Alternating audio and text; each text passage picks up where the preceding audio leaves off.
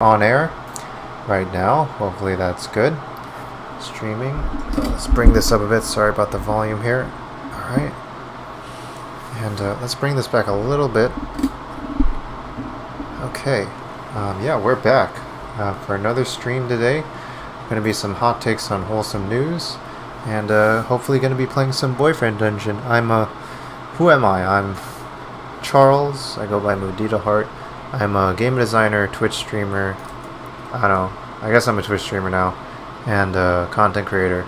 And yeah, I like games and wholesomeness and struggling with mental health. I don't know if I like struggling with mental health, but I like giving wholesome takes on mental health and sharing those struggles and stuff like that. So, yeah.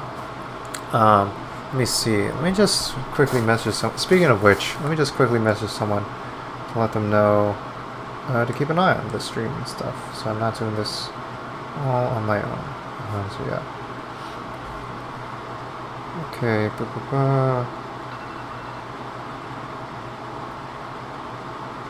Hey.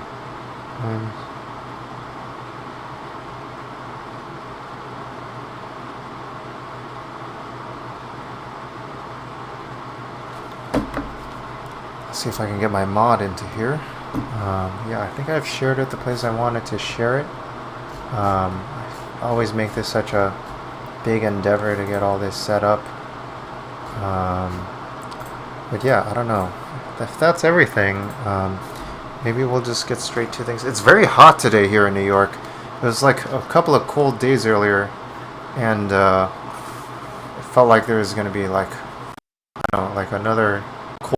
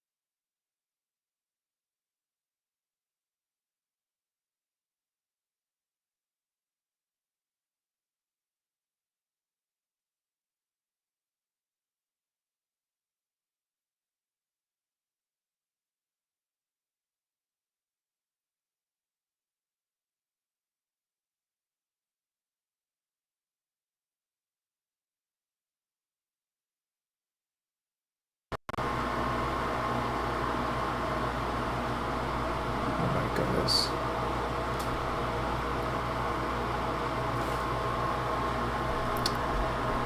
But yeah, we're gonna give some commentary on the news, and then hopefully play some Boyfriend Dungeon today.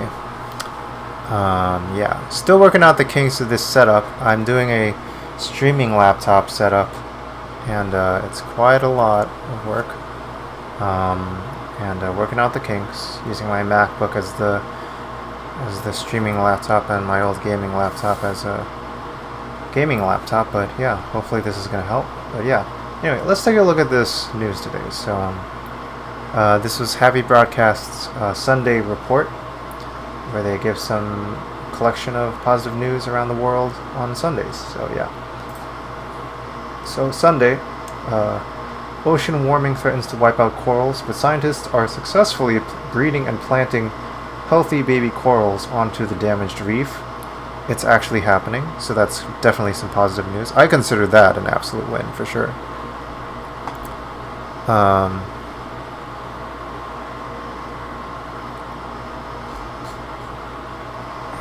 Yeah. In Reuters, an elephant in Sri Lanka gave birth to twins for the first time in nearly 80 years, wildlife authorities said. That's great. Istanbul has installed wind turbines that generate electricity from air currents created by traffic. One turbine can power 2 households for a day. Yeah, Sometimes the little things make a big difference. This is also news that like I did not know, we did not solve yet, but apparently we were just had one last holdout. Leaded gasoline's century-long reign of destruction is over. The final holdout, Algeria, used up the last of its stockpile of highly toxic leaded gasoline in July. Sources for that is NPR.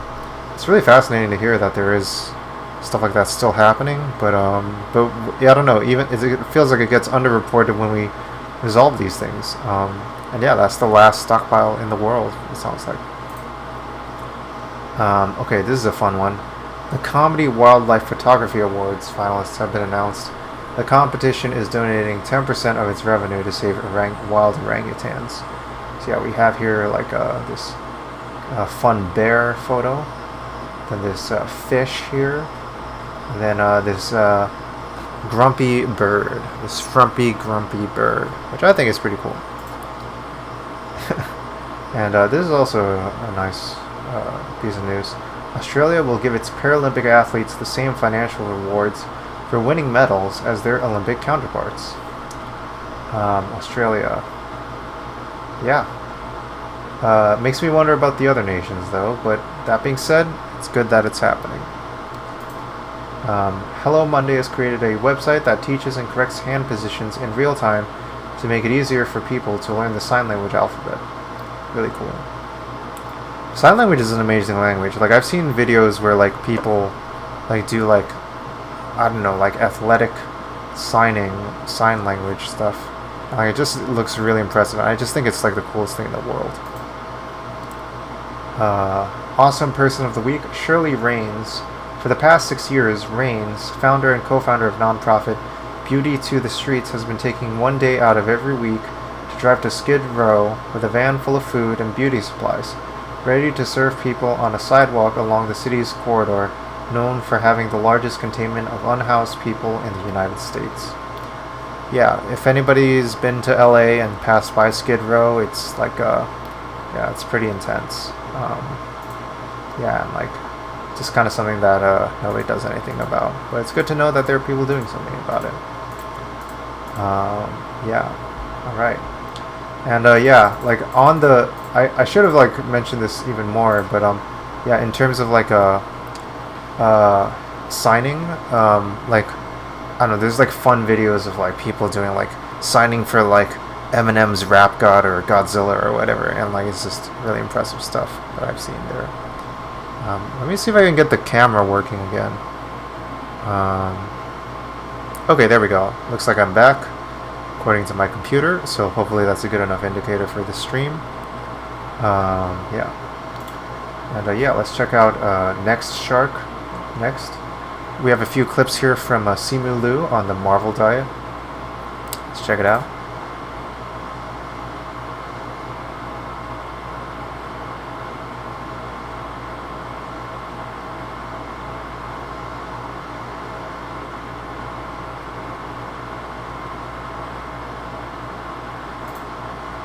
It's true. It's true. If you had chili crab with Michelle Yeoh on the table, you can't fault someone for not following that, following the Marvel diet. And like, yeah, I hear it's like, I don't know. That's something actors. I have a lot of respect for actors who like have to. I mean, you might say all these things about like, oh, you know, they have to like, you know, they have these great conditions where they whatever, Hollywood people are like so famous and stuff, but Simu Liu had to really start from the bottom and get to the top, and yeah, like to get into Marvel shape, to really like become like a superhero, you have to really kind of like I don't know, put your body through a lot of work, and that takes a lot. Like Christian Bale's really famous for that kind of thing. There's like even like an Onion article that's like I don't know, because Christian Bale does stuff like in The Machinist, going from like Batman Dark Knight Returns to The Machinist, like he went from like 300 pounds with like tons of muscle to like 90 pounds with like, you know, eating a can of tuna and like an apple every day to lose all that weight. and becoming emaciated and stuff. And like he's like notorious for doing that kind of stuff. And then like there's like some Onion article making like kind of like in reference to that, saying Christian Bale gains like 10,000 tons of weight, becoming like the giant worm from Dune the movie or whatever. And just to like exaggerate how like ridiculous like what actors have to go through to like have these diets to like fit the roles they have to do. Yeah, grueling 10 months of shooting. Wow, 10 months of shooting. Wow, that's a lot of. I feel like acting usually doesn't take that much. To have. That's a pretty intense shooting schedule for acting. Wow. I also think part of that had to do with the pandemic, and they had to stop shooting in the middle of that schedule. Also. Okay.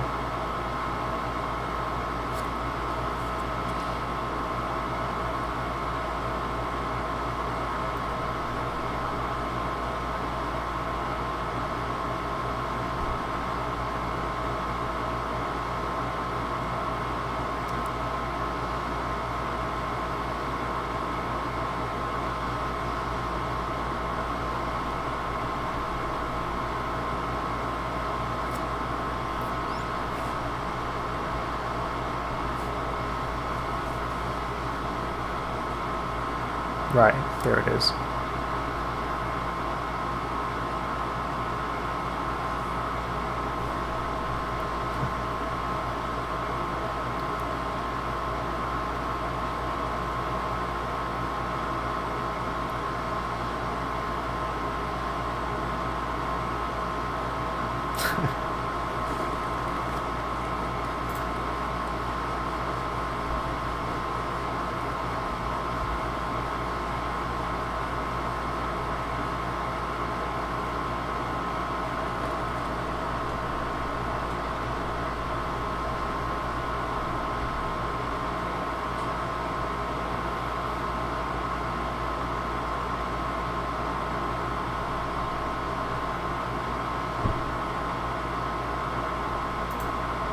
See, that's really interesting because, like, in contrast to like some like Jackie Chan or Bruce Lee, like Simu Liu is not a trained martial artist actor.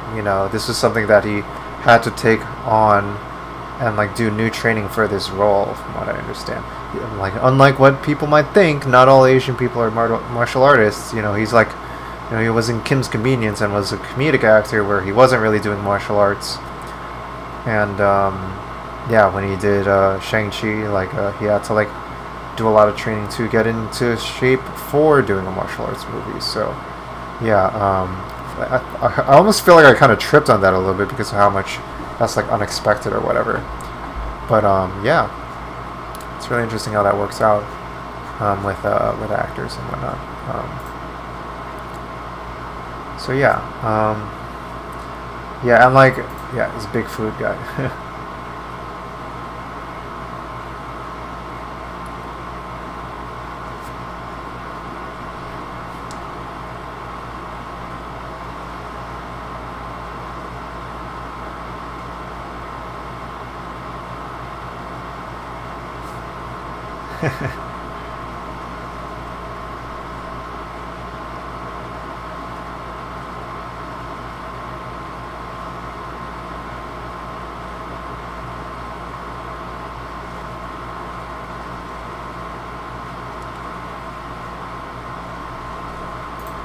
Man, that's awesome.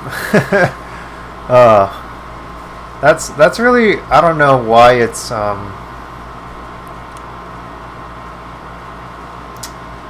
I don't know. I feel like I don't really see many actors say something like about like how big of a food person they are talking about Asian food. And I don't know, even the little things like about this kind of story like make a difference in terms of representation. Like, I don't know, like it's like having somebody who's like into Asian food say like they enjoy like they enjoy eating food and stuff. All right, you're here. Cool, awesome. Thanks for tuning in, PR PhD.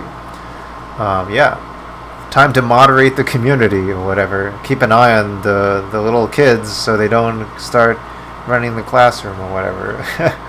But yeah, we're just talking about some news on Next Shark. We're talking about Happy Broadcast before. Now we're talking about Next Shark with Shang-Chi, and Simu Liu was just talking about how he loves Asian food and he's a big food guy.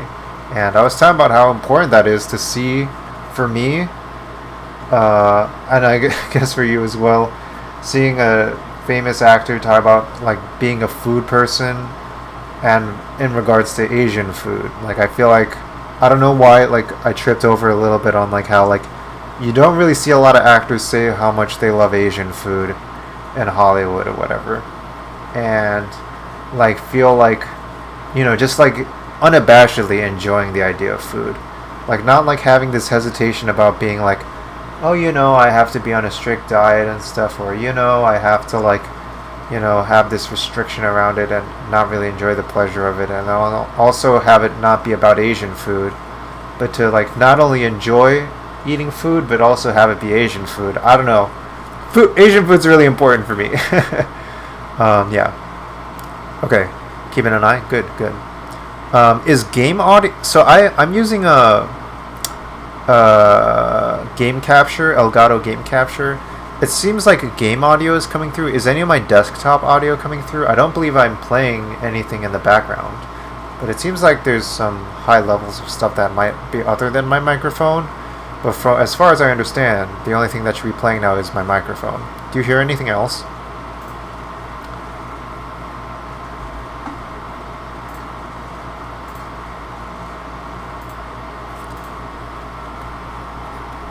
And I just changed my sound capture just now. And it seems like it changed the levels a little bit.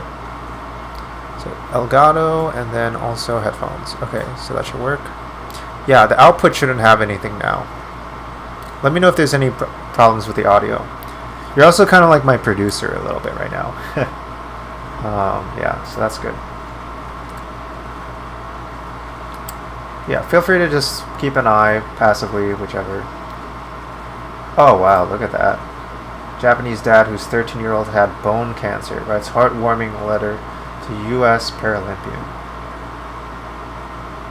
Wow.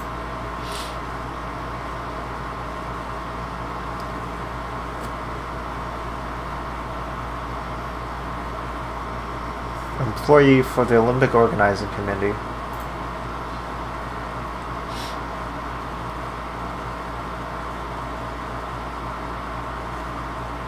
Wow, win or lose, it's all that it makes it worth it, you know.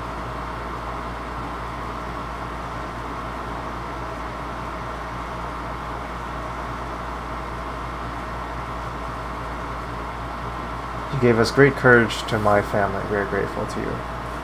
Family bought today's games ticket. However, it will be non-spectator. Wow. Oh. Gosh.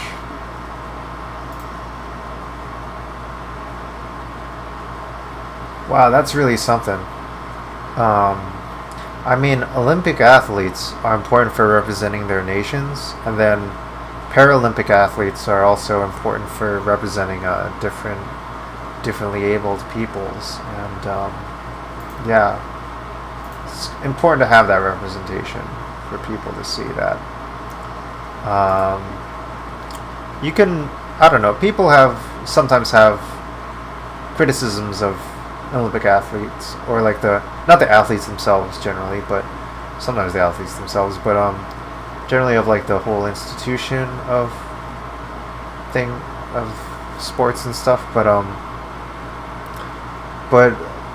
I mean, where else are we supposed to get representation, I think, and I don't know, I feel like at least having a representation in more places is important and valuable.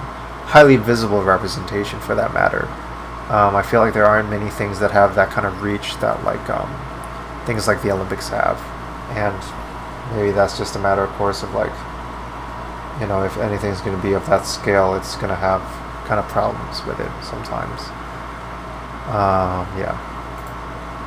Yeah, this was I saw this one earlier this week, but it's pretty important. 61% of the world's population live in Asia. Asians are the world's majority, yet popular portrayal of Asian people, women and men of various ethnicities and histories, and I would add on top of that, other genders and sexes of people, is often minimized and imprisoned by Hollywood's cliches and tropes. This is why Shang-Chi matters. Shang-Chi and many other films. But something as big of a blockbuster as Shang-Chi is also kind of like a big part of that representation in the world. Huge. This is huge. Like 90 million opening weekend for Labor Day weekend. That's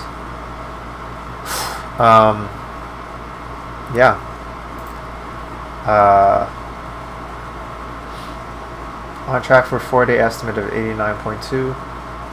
Overseas, mightily at 127.6 for its 3-day haul at global box office. 92% rating on Rotten Tomatoes tomato meter based on 243 critic reviews. Also a 98% audience score at Rotten Tomatoes for over 5,000 verified viewer ratings. I think also a lot of Asians love movies too. I think that's also a big factor. I feel like a lot of, I don't know, is that a thing? Like, I know Asians like are big on Yelp probably for like reviewing food and restaurants and stuff, at least in New York. Like huge foodies in like New York and LA and stuff. But probably like a huge number of Asians who like also like movies and whatnot in America and beyond. So definitely something that's gonna help. But also plenty of other people, I'm sure, that when they want to love a movie, they love a movie. Not just because of the representation, but also on top of the representation happening. It'll play for at least 45 days in theaters before it becomes available for streaming on Disney+. Wow.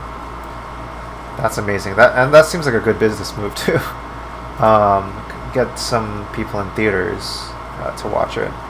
And like get that theatrical release money. It's kind of been trending on social media that like Simu Liu used to be an actor in stock photos, so like people have been like resurfacing some of his stock photos from those times and making memes out of it into stuff. And this is actually Simu Liu himself sharing it. Man, this is amazing. BTS. Oh, that is pretty cool. Pizzeria owner gives employees $100 each on the day off to spend at an arcade. California. I don't know. So, why would he do this exactly? Okay, guys, we reached 100,000 followers on Instagram. Oh, wow. Yeah! That's a lot of followers on Instagram. We're going to give everybody $100. It's a symbolic thing.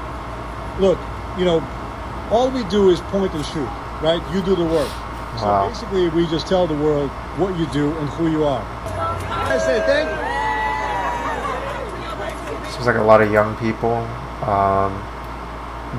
Seems like they're growing I don't even know if a restaurant needs to have an Instagram of 100,000 followers, but that's really cool. Seems like a very successful business model, or really interesting.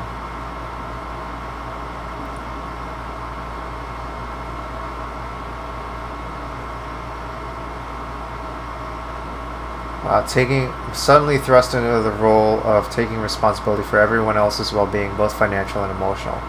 Understands the difference between being a manager and being a boss, which he considers valuable knowledge that he would relate to his younger self. First-time entrepreneur, Kim, a Korean immigrant who previously fought on the Uzbekistan international taekwondo team. Pursued mixed martial arts career, eventually ended up running a successful pizza joint instead. Co-owner of the pizza, manager for over 3 years. Wow. I feel like there's a whole story there that they are not even getting into.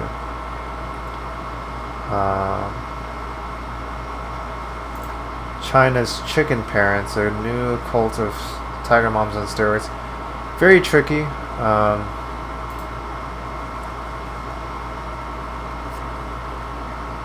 To talk about this kind of stuff, you don't want to fall into the stereotypes, but sometimes these things are pretty... there are cultural issues that happen sometimes in cultures that, you should only speak about it if you know about it, and I don't really feel like I can speak about this too much because I don't know enough about it. Yeah, the difference between a stereotype and a cultural difference is that a stereotype is reductionistic, can be based on fiction and not reality, and is reductive, whereas a cultural difference is something that's based in reality, isn't reductive to like something beyond the truth, and is also something that's I don't know, part of the human experience that isn't just a fiction or whatever. I think I said all three of those. I don't know. Private after-school tutoring. Your 3-child policy.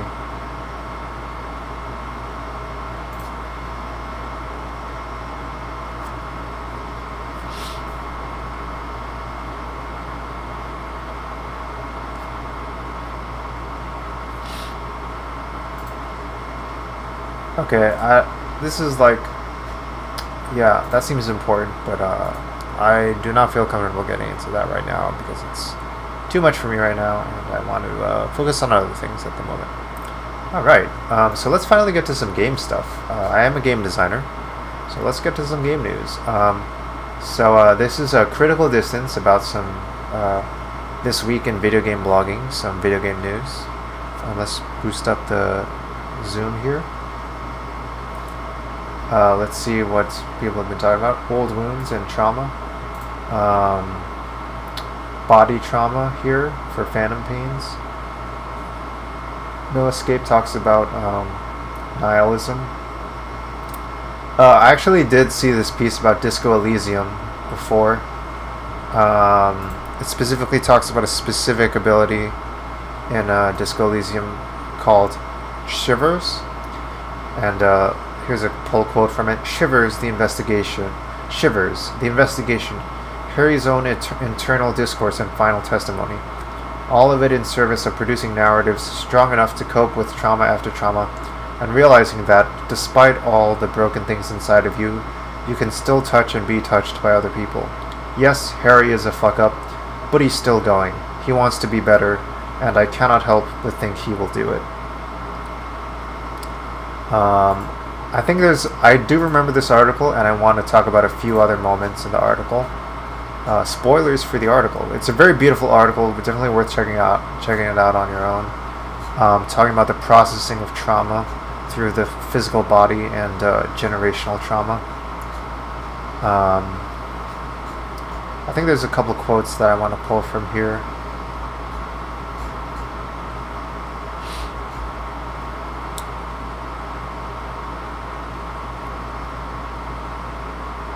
Okay, here it is. The bow collector.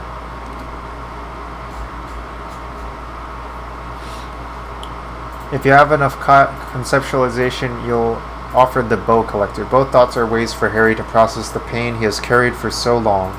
Both can be considered and internalized. And I wanted to talk about the bow collector. So, white mourning is one of his ways of coping, and he takes in as much stimulus as he can to dissociate from his own personhood. This is one way of coping. The bow collector is similarly painful, but it is also one of the most beautiful things I've ever read, and I believe this is the one I remember the most. Sparks fall like snow from the bow collector of streetcar number 42, slowly down the slope from Voyager Road, and then east on the B206, I'm zooming out a little bit to make it more legible. The B206 across the river to where there are no closed factories or ruins. To study.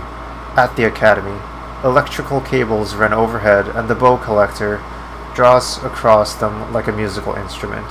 A flash. She's standing at the rear window, holding onto the rail, in a spring coat, waving at you. It's early in the morning. The world is dark blue. The sparks light her face, a delicate composition of triangles. The street seems to grow longer, like in a dolly zoom, and there's something in the air as you stand there and wave back at the shape growing smaller and smaller. Something that has always been there, a great see-through world, the tenderness you feel, the ghost of Revachol between you, carrying your signals, the holy messenger. Revachol is the fictional city in which the story of Disco Elysium takes place, in which you play as in Disco Elysium you play as an investigator looking into like a mysterious murder in a city that's been broken long after like periods of intergenerational trauma, and your character is also working through his own issues and has an amnesia that he doesn't understand what happened. Could have been a bender, could have been some other stuff, who knows. But internalizing the bow collector boosts your shivers score by 3, making it one of the most powerful stat boosts in the entire game. In this thought, your love and trauma become mediated through the city itself. It always was, you just could not name it yet. To love her was to love Revachol, was to wield and be wielded by the city as a brush. You can still do that, Harry. So raise the hairs on your neck and drive your nails down to the marrow of the city. Start pulling out bullets. I once read that the body opens to receive the bullet, and I am not an expert on bullets. And then this passage is acknowledging earlier parts of the story of this article, talking about how bullets can get caught in the body and like cause it to like suffer, but removing the bullet will help heal the body. There's also mentions of like how there's arrowheads that are designed to get stuck in the body and without tearing up the body when you pull it out. That's clearly an analogy for trauma that gets embedded into the body, and psychological trauma for that matter. Sorry this isn't as much of a wholesome take on news, but I don't know, it's very moving for anyone who relates to trauma or is interested in the experience of trauma as it affects other people. It really makes, I don't know, I'm reading this again and it really kind of makes my the hair on my skin kind of stand on end. But yeah, definitely check this out. I'm going to link to this. Where should I link to this?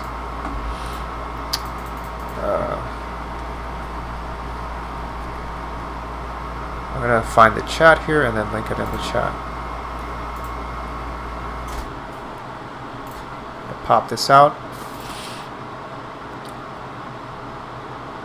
Pop out chat. There we go. Yeah. And yeah, Disco Elysium is a game that kind of embeds itself in your consciousness. I don't know. This is not the only account that I've heard of somebody having played Disco Elysium and then thinking about it a year later, about how it's embedded itself in your consciousness. So I still have yet to play it in depth. I played like about 42 minutes of it according to my Steam, but I definitely want to visit it at some point. Alright, out in the open. Next up, we've got 2 meditations on virtual worlds, on spaces. Sleeping Dogs is still the gold standard for virtual cities. That sounds pretty cool. Red Dead Redemption 2 on escapism. You can be a cowboy. Rogue's Gallery, creating a roguelike to a wider audience. Hades, PS5 review. I need diverse games. Hades is a game focused on communication, conversations, arguments, and building trust. It's one where Zagreus wants a better world, yet yearns to leave it. Why renovate a place you're trying desperately to leave? Why build relationships with those who would see you dead or won't hear from you when you leave? Because, I suppose, you never really leave home, do you? Wow, that's amazing. This is an amazing poll quote. Wow. Tariq Musa. Wow, this is a worthwhile poll quote to see. Wow, okay, thanks for the yes, but what does the yes mean exactly?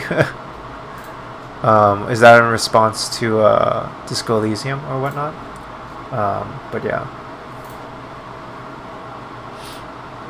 Okay. Maker Fair. Sleeping Dogs, yeah.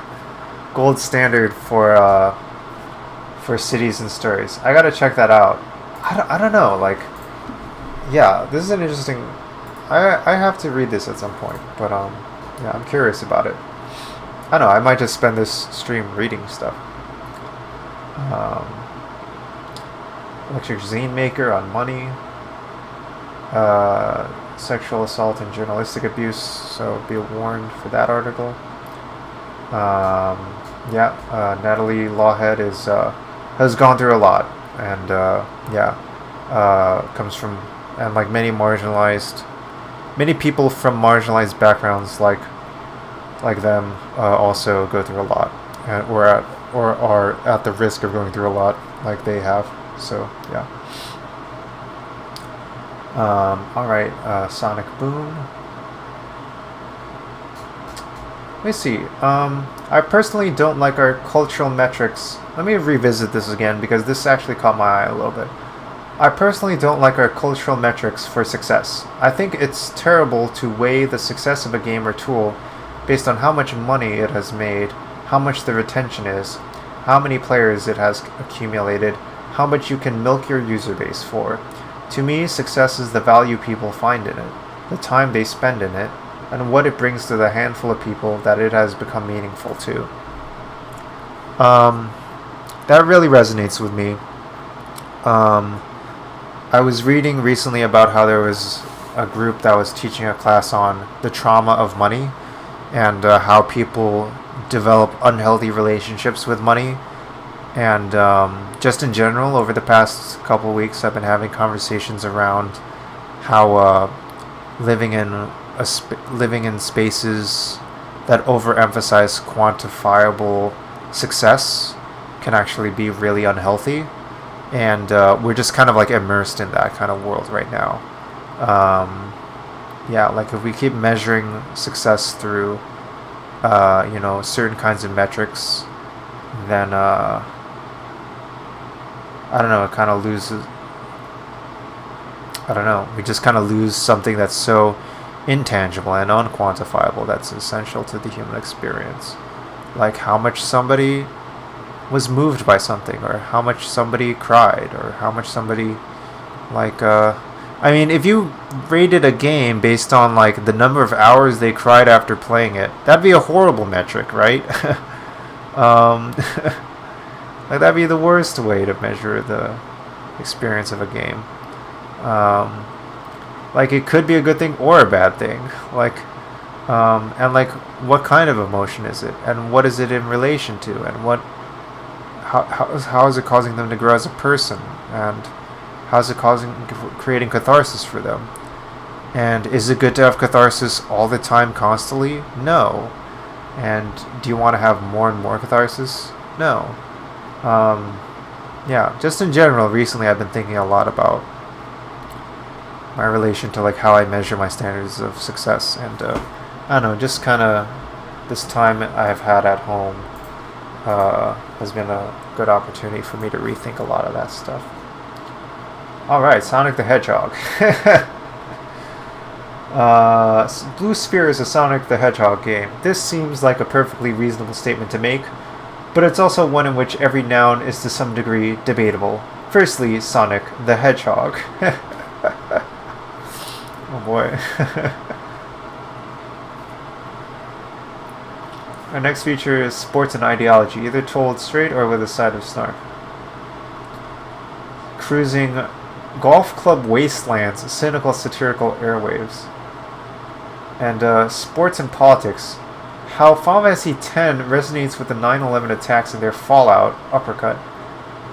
The duality of sports as both refuge and ideological institution, both in the explicit theocracy of Spira and the implicit theocracy of post-9/11 America. Final Fantasy X shows a world constantly under duress. In the face of fear and destruction that sin brings, are two major institutions embraced by the people of Spira: religion and sports. None of this is subtle. Wow. Oh my goodness. That's a heck of a take right there. Yeah. That definitely resonates. And yeah, like in terms of those two things, like I don't know, like what kind of take are we having on those things? Like, are these healthy takes that are encouraging universal humanity and connection with each other, and considering us in a wider community, or are these takes on religion and sports that are also increasing division between each other? And yeah. Two pieces on Boyfriend Dungeon. Critics push past its attendant discourse to see what the game actually offers, implements, and even teaches. Boyfriend Dungeon is as much of a life balance simulator as it is a dating game. So yeah, let's discuss systems and structures. Then Boyfriend Dungeon teaching players about recognizing red flags. Content notification for references to physical and emotional abuse. This is on Fanbyte. Throughout all the choices you make, the friends you connect with, and the weapons you eagerly romance, Boyfriend Dungeon never stops trying to teach you that your boundaries matter. Mechanically, it never stops pushing you into narrative choices with characters who want to protect you. Not in ways that allow them to be seen as saviors, but that instead show genuine love and care. Seven and Isaac routinely step in to protect me from Eric, ask if I'm okay, and reaffirm the toxicity of the stalker's behavior. That's really empowering because,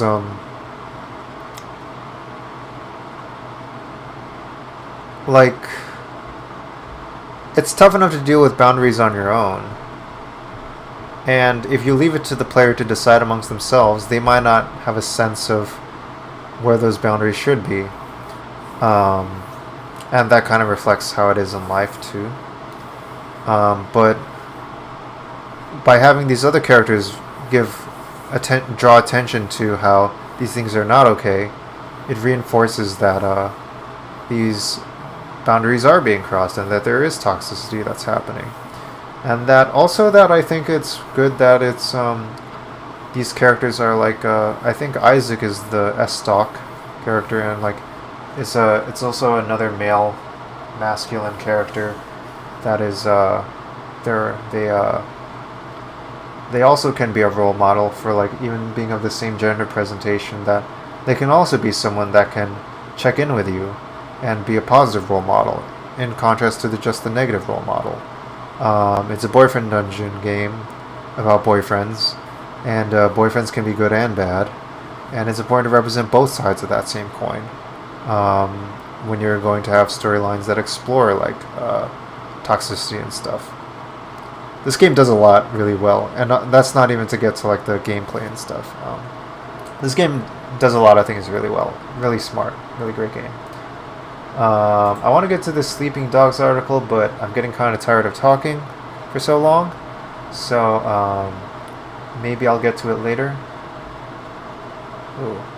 It's a pinnacle of the form. Sleeping Dogs is the pinnacle of the form of GTA clone. Oh my goodness.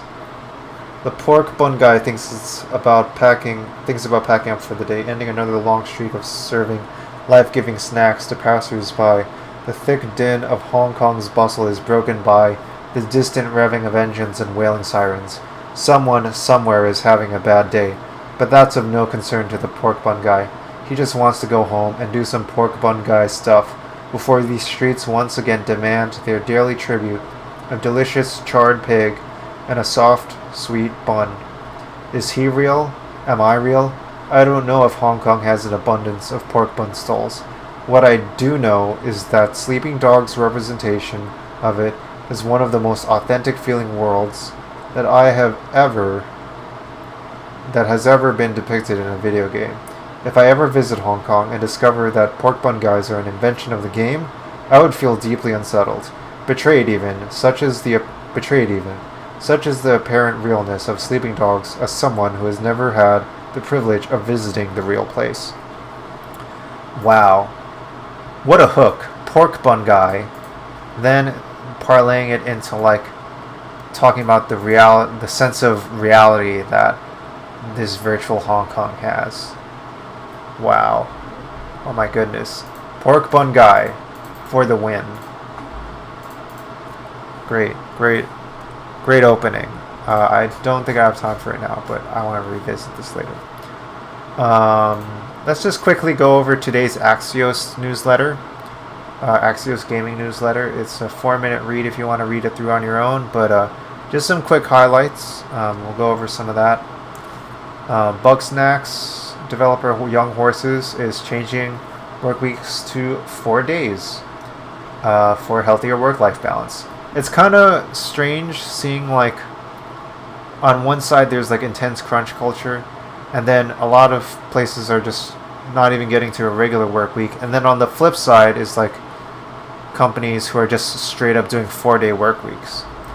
Wow. Yeah, it's pretty wild. Yeah, and things get done when they need to get done. Studio goal has been to foster healthy, creatively fulfilling business that supports our lifestyles. Lifestyles being ones where growth of the studio is not very important, and sustainability of the happiness of the people who work here is much more our focus. Wow. That's so idealistic.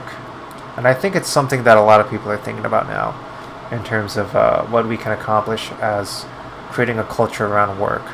And the more people kind of prove that, the more that can be considered, I don't know, something as a mainstream option for work culture. Yeah, it's really important to see those role models in the world, I think. So yeah, I think it's great that they're like having story, not only doing it, and you could view it as like, oh, they're just doing this for press attention, but and I don't know them personally or anything, but I don't know, like, it's just really important for, if somebody's putting forth that they're trying to do something that's, I don't know, creating better conditions for people as workers and better, I don't know, just treating people humanely. I think it's really important for people to see that in all aspects of life, work, outside of work. I think that's really important. And then, like, in a similar vein, Don't Nod is doing something similar for a permanent work from home policy, where people get to choose if they want to work from the office or their homes. COVID switched them to remote work, but I don't know. They want to be able to support people's lifestyles around work. They're going to a hybrid model. Sony picked up another studio. Yeah, VR studio. Firespread is PlayStation's third big acquisition in the past few months, including Housemarque and Nixxes. A lot of acquisitions. Jam City acquired game studio Ludia. Okay. Conflict of interest. Selling games graded by the company. Oh boy. Name changes to World of Warcraft. Oh boy, you gotta fix these achievements. Jeez. That's horrible. Jeez. Yeah, you gotta clean house, folks. This is bad. This is bad stuff. Worthy of your attention. Original Final Fantasy should be modernized. First Final Fantasy might not have been the original version at all, thus the pixel remasters don't represent the version of Final Fantasy they grew up on. Modern gamers find the picturesque, not picaresque, plot of the original Final Fantasy boring and the random battle snooze-inducing. That's kind of the point of 8-bit retro JRPGs.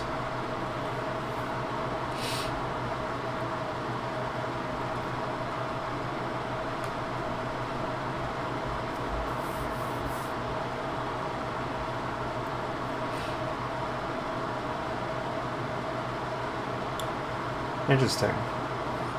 Yeah, it really does kind of ask the question, like, if you are trying to modernize a game or re-release it, what are you doing it for, from a creative standpoint? You know, obviously from a business standpoint, you want to re-monetize people's nostalgia and sell a game again. But how do you do that in a way that feels like, I don't know, like it's doing something constructive to the original property, but also honoring its legacy and stuff? And yeah, that's just something to think about. Yeah, it's a really tough question as a developer to think about that too. And then, yeah, maybe for some of the releases, it seemed less thought about than others. But, you know, who knows the circumstances behind them or whatever. Alright, so this is interesting. The Artful Escape is the recommendation today. From Annapurna, actually. Wow. Artful Escape launches for Xbox One, Series X and S, and PC tomorrow. It'll also be available via Game Pass. It follows a folk... So, like, it actually is going to release on Game Pass today, in, like, a few hours. Yeah, I will probably download it then, but I probably won't be able to play it today on stream.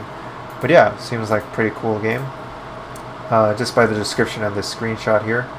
The game follows a folk artist named Francis Vendetti as he gets roped into a psychedelic adventure to craft an elaborate stage persona and escape the shadow of his uncle, a music legend. It's a simple platformer garnished with quippy dialogue and musical performances as you tap out via button commands, but the game's beauty sets it apart from its peers. And yeah, you can definitely see that here in this screenshot. Like, there's so many things going on, like what's happening here, like what are these lights, here's the rocker, here's like this kind of like almost like this psychedelic like album cover kind of thing going on, but also this kind of like rock show, light show kind of thing happening. But also these like other dimensions that seem to be appearing almost. And like, I don't know, it has like this kind of like wet paint splatter kind of effect happening. And this kind of like collage kind of like mix of like styles and stuff. Really cool. But yeah, if it were available now, I'd be playing that today on stream. But instead, because it's releasing later today, and probably by then I'm going to be tired, today I'm going to be playing Boyfriend Dungeon instead. Maybe the last note before that, playing that though, is I want to check out Wario Gone. Polygon is doing a fun thing this month, I guess, on Wario for some reason. I don't exactly know why. But, yeah, pretty interesting. Wario Gone. They're just doing articles about Wario from the Mario franchise. Everything you need to know about Wario.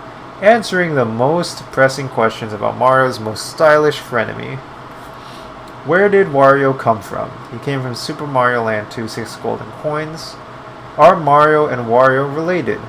Are Wario and Waluigi related? Is Wario a bad guy? Does Wario have IBS? Oh boy, because he's very gassy. Is Wario Italian? It's actually surprisingly complex to answer. Does Wario fornicate, as it were?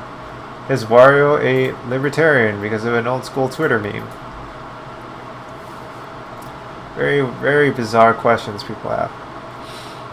And, yeah, this is actually a really beautiful article about, this is like humorous. It's kind of funny, but also very serious at the same time. Like, it's literally about, like, being an inpatient at mental health care and stuff.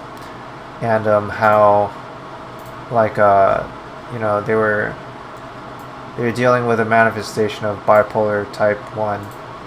And while they're in the psych ward, they didn't have a lot of things to do, and they talked about their experiences there. And one of the only things they could do to keep themselves occupied and enjoy the world was to play WarioWare Twisted for a Game Boy Advance. And boy, did they love it. It's written by Cass Marshall. Yeah, pretty amazing article. Definitely worth checking out.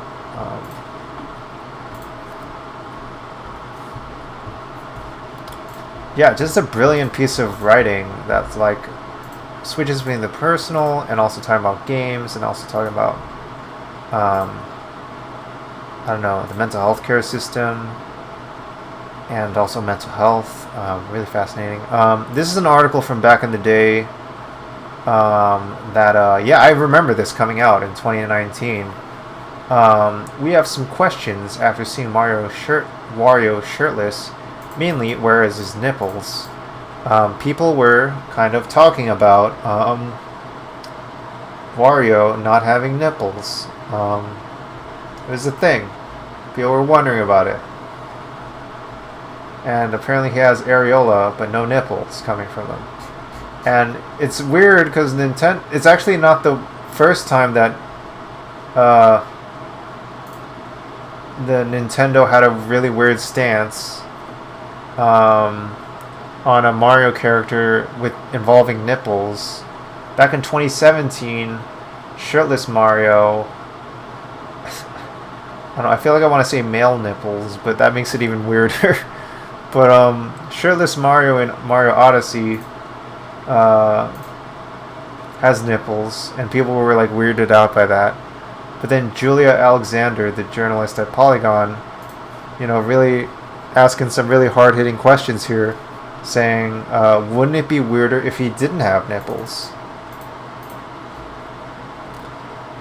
Boy, man, this was what we were talking about in 2017. It's a very different time now in 2021. We have other things we're thinking about now.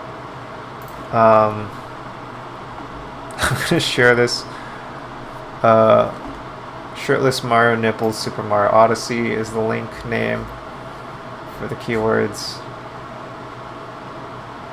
Oh, he also doesn't have a belly button. Mario has nipples. Link does not have nipples. It just brings up too many questions. I mean, I don't know. It also brings up questions to not have nipples. Oh boy.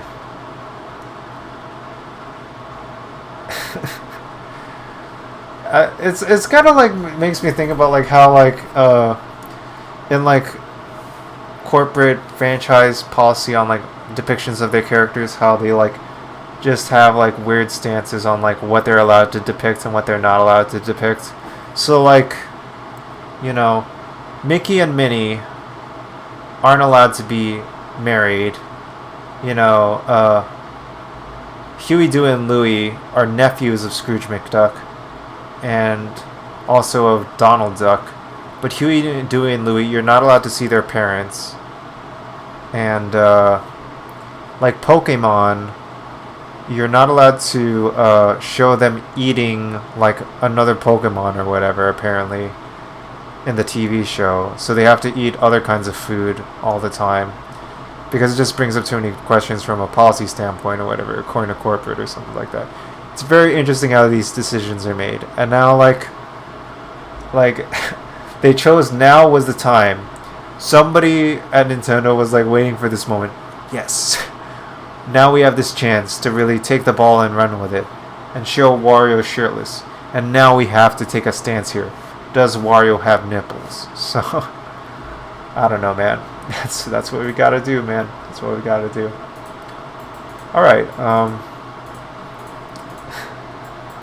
Alright, so that's that. I think I'm tired of talking for a bit. I'm gonna take like a 10-minute break, and then when I get back, we're going to play some Boyfriend Dungeon. So I'm gonna just get that set up, and then we're gonna be on the menu there, and then I'm gonna take a quick break. Yeah, let's head to some Boyfriend Dungeon now.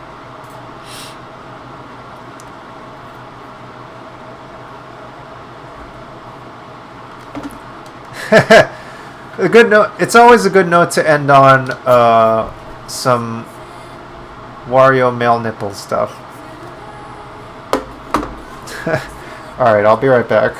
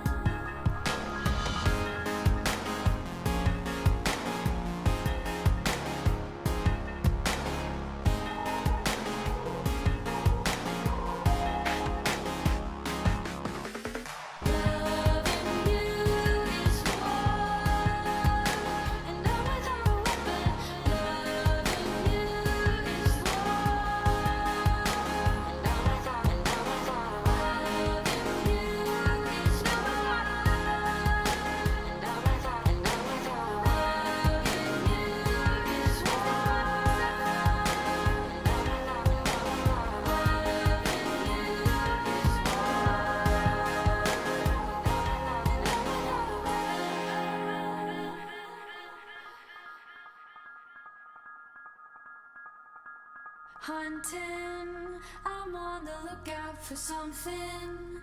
I'm lonesome, but I feel alive. Your love is filling up my time. Breathing, I keep my words on the ceiling. I'm aiming with a plastic gun. A little guarded, but a lot of fun. I don't know why I keep carving out space for more. I've learned to keep a careful eye, let it break down all the doors. Loving you is war, and now without a weapon. Loving you is war.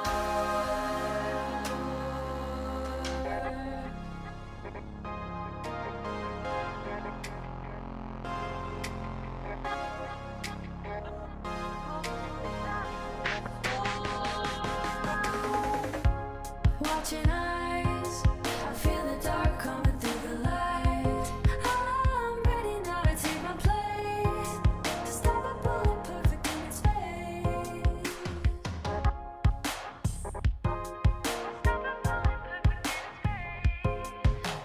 I don't know why I keep carving out space for more. I've learned to keep a careful eye, let it break down all the doors.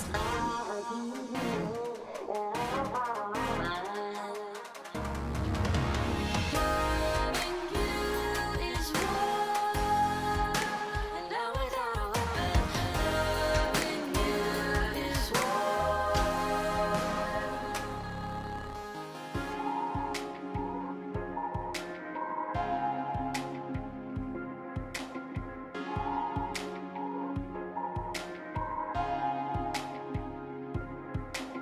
Love with you is war, and now without a weapon. Love with you is war,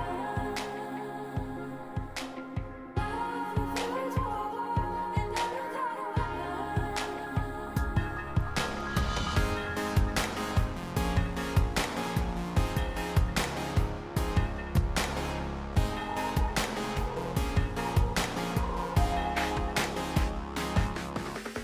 Loving you is war, and now without a weapon. Loving you is war, and now without a loving you is war, and now without loving you is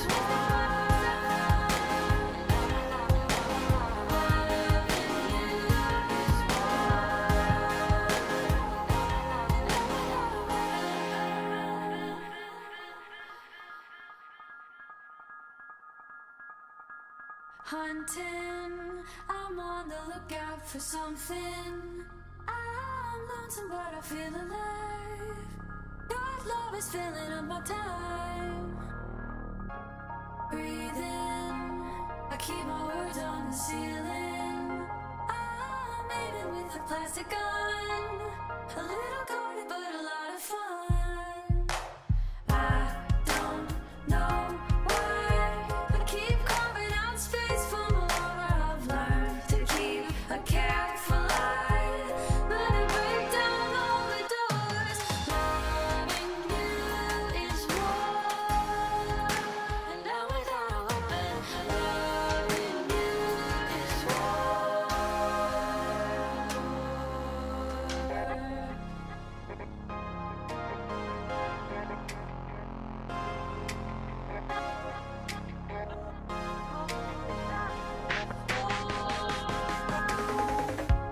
Watching eyes, I feel the dark coming through the light.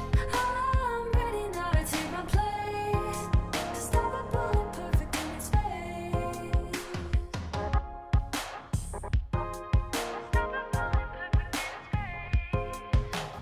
I don't know why I keep carving out space for more. I've learned to keep a careful eye, let it break down all the doors.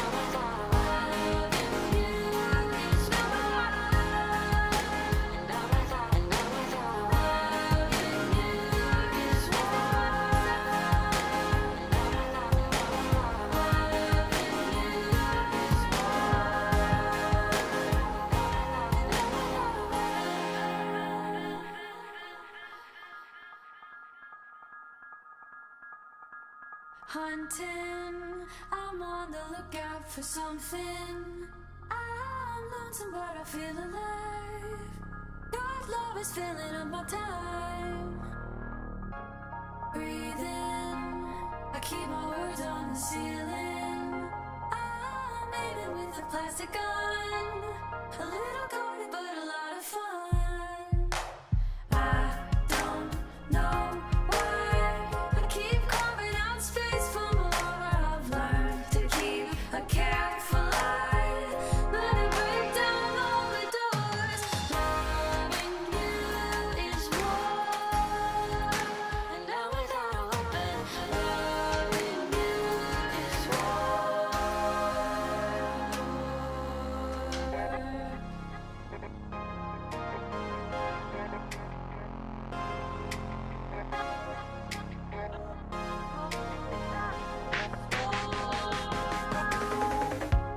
Watching eyes, I feel the dark coming through the light. I'm ready now to take my place, to stop a bullet perfect in its face.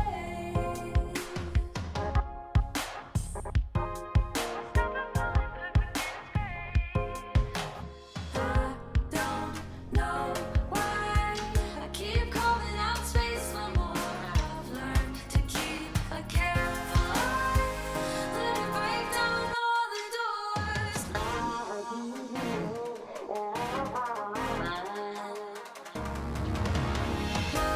Loving you is war, and now without a weapon. Loving you is war.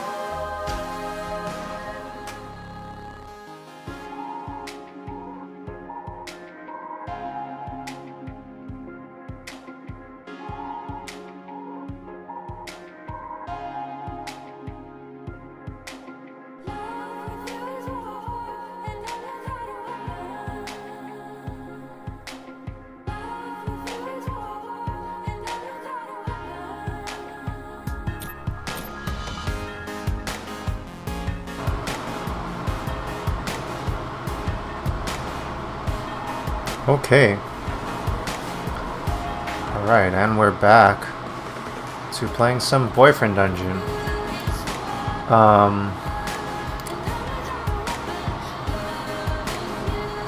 There was a side note, we're back to boyfriend dungeon after ending on the note of talking about some news and, hold on, having some hot takes on, Wario and Mario nipples and stuff.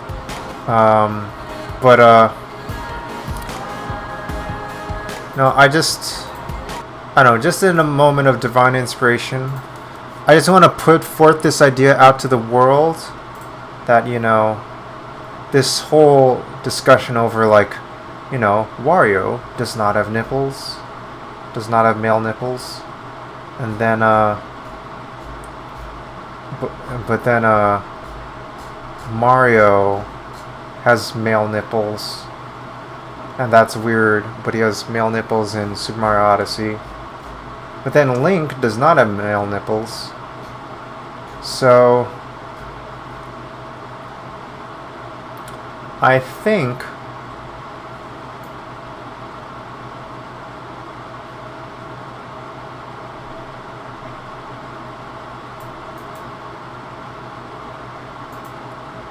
it's kind of like and also the human creatures in Super Mario Odyssey are human size, whereas Mario is not a normal human size. So I don't know. Anyway, who cares about this other stuff? The main point is that I want to give this hot take here that there should be a Twitter account or Tumblr account for do they have nipples? Like in the vein of can you pet the dog? It's like, do they have male nipples or not? Is an important question, I think, to ask. And I think that's really going to contribute to the discourse of video games, is knowing if a character has male nipples or not. And then naturally it'll start a cycle of people including or not including male nipples visibly visibly including or not including male nipples in their video games, which I think is part of I don't know if it's part of any agenda at all. I think it's just really funny to think about. But yeah, maybe that's just me and I'm immature, or maybe it's just a really good idea. So yeah, you can clip that if you want, and yeah, good stuff. Alright, so yeah, here's my character. You can change the different pronouns and stuff. That's pretty cool. You can change their appearance. Change the eyes. You can change the skin color, interestingly enough.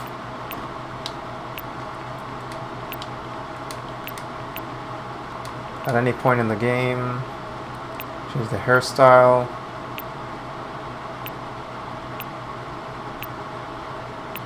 It's all supported here.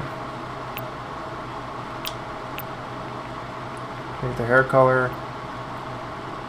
And yeah, you can acquire new outfits, which is a big part of the game. And yeah, you get a fancy beret. You can get a bucket hat. Or, fun thing, you can start with a turban or a headscarf in the game. They really are inclusive for those things in this. Yeah, very cool. Yeah, let's see where we left off last time in this game. Let's just head out. I think there's a few dates I needed to follow up on. That's some folks. Okay, so I had to date the S stock here. Well, hello. There's Isaac. So you seem to be getting the hang of parrying, so today we'll try the riposte. After a parry, a riposte lets you thrust and return. Isaac plays as the resident... so in this game, you date weapons, and then the weapons are people, and then also the weapons are usable in a dungeon where you fight enemies that are manifestations of your fears and anxieties. And then this working together with your weapon slash boyfriend is a metaphor for you dealing with your anxieties in relationships and life together with a relationship partner and romantic partner, which I think is a very beautiful metaphor and kind of does reflect like what kind of things you can do. But also on top of all that, when you're doing all that, you also are navigating your sense of faith and trust in other people and your fears and anxieties around like, oh, they're also a weapon and they also could be dangerous at any moment, but they also can be really nurturing and safe, create a safe environment for you. And that anxiety is always there, and you feel that for them, and then also sometimes they feel that for you also. They also are afraid of you even and what you can do to them. And that's kind of just the nature of any kind of like sense of trust, and especially when it's built over something as intense as a romantic relationship. Yeah. And basically the intro of the game is that you're in this new town and your cousin is setting you up with going on these dates with all these people, and it's supposed to be this opportunity for you to like get back into the dating scene and like kind of build up your confidence in yourself and your abilities with dating and stuff like that, and putting your faith in other people after feeling like you don't have a lot of trust in that, and building experience. And building experience in dating is also like building experience in life, and also building experience in a dungeon with a boyfriend who's a weapon, who's nurturing you but also dangerous to you. Does that all make sense? That's my quick rundown of how Boyfriend Dungeon works in a couple minutes. Does that all work? I just did that off the top of my head, but yeah, that's how Boyfriend Dungeon works. Anyway, now we can get to the game. That's also worthy of a clip, probably. Alright, anyway, lands out the door, then back to you. Here, it's easier if I show you. Go ahead and attack me. I'm just gonna lunge at you, buddy. Wait, deflect's easy. You lean straight into his foil, pressing into your shoulder. The more aggressive the attack, the more vicious the riposte. A riposte turns the attacker's energy back upon them. Isaac glances at the clock. Here, I'll attack you. Parry, then step forward, and attack immediately.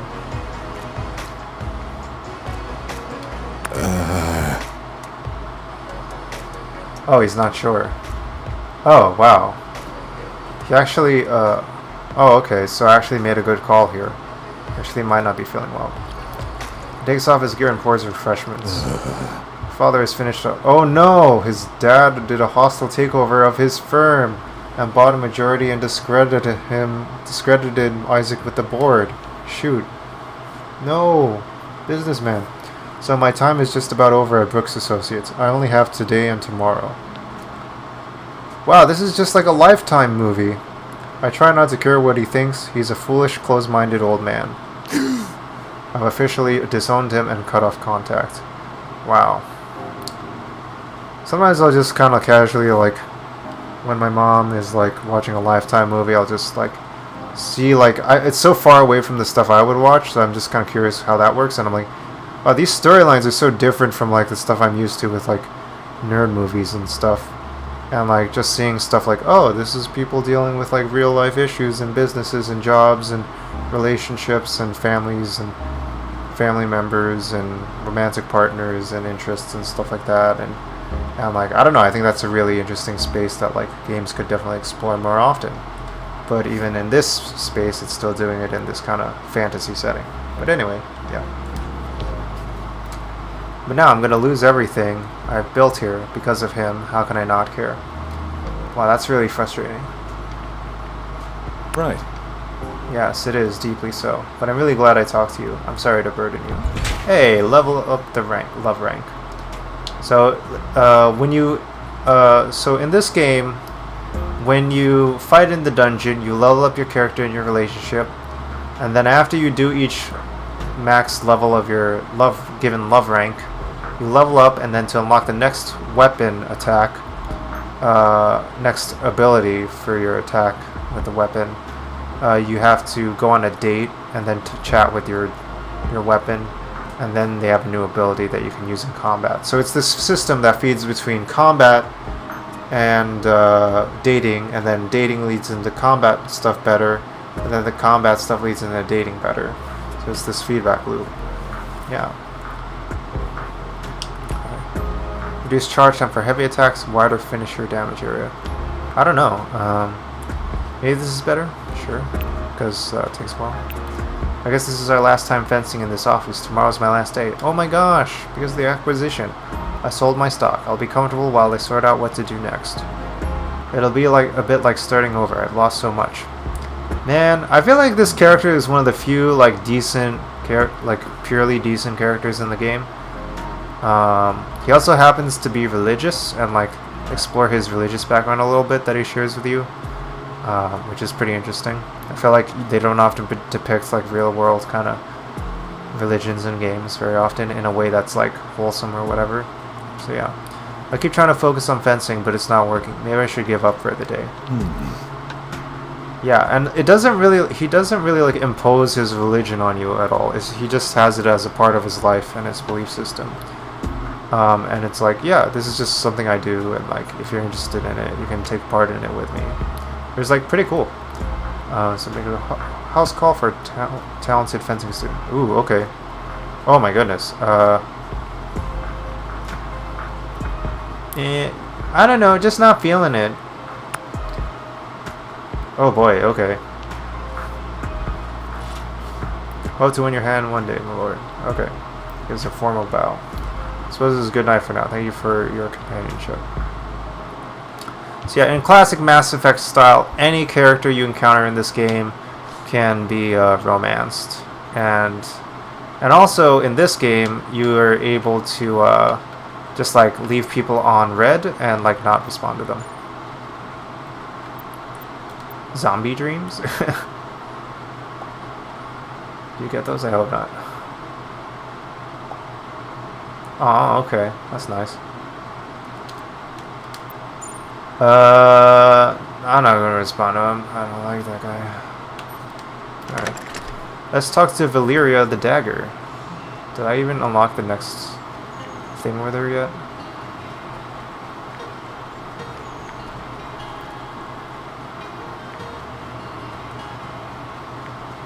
Love the map music.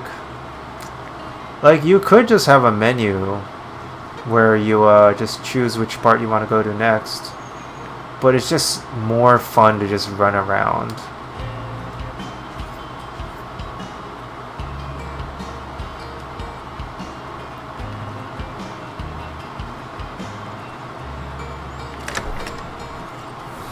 I go sleep and wait for the date invitation from Valeria?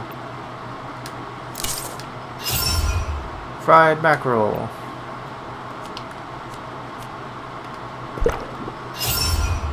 That would probably be very good for Valeria. Ooh, gourmet cupcake. Ooh, that looks good. Teddy bear. Alright. These recipes you unlock in the dungeon. And then you have materials you gather in the dungeon as well.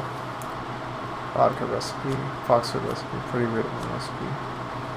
Fashion zine. Okay.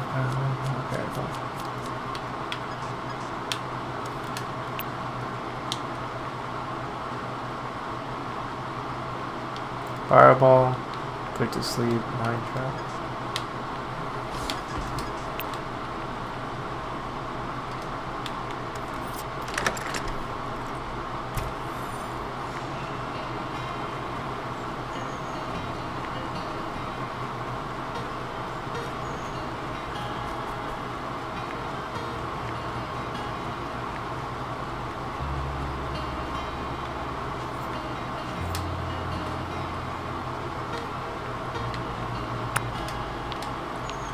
Alright, Valeria. Just waiting for her next date.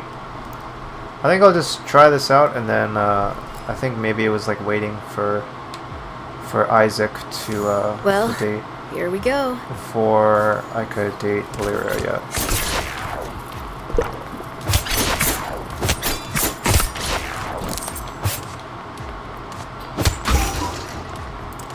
Combat in this game is pretty good.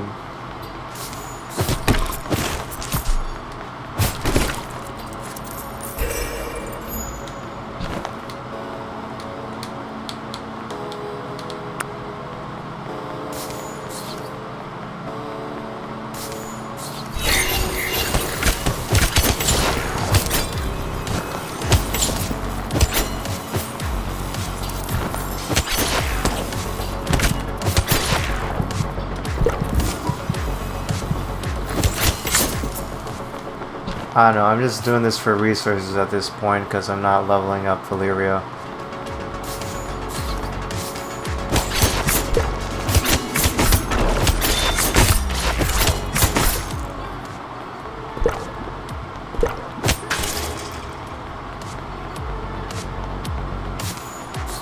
But yeah, I think it's good to just at least show off some of the combat for this. Break this open? No.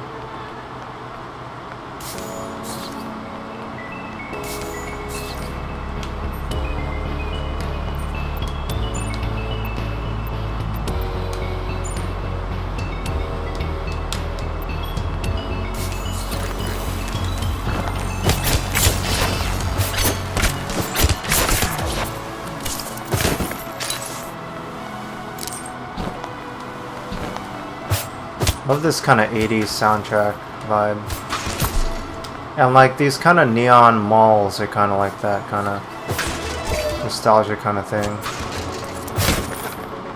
It does, and like it does feel like it's targeting like a slightly older demographic with this game. But that's not something that's actually trying to portray something that's like how older people view dating.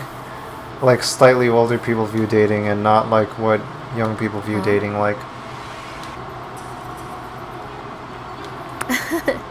Mm-hmm. A little more experience.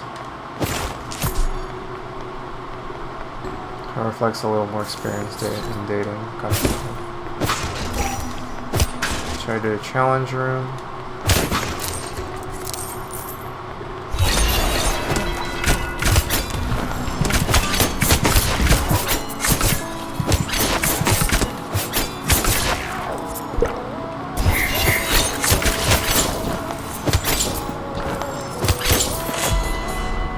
Go.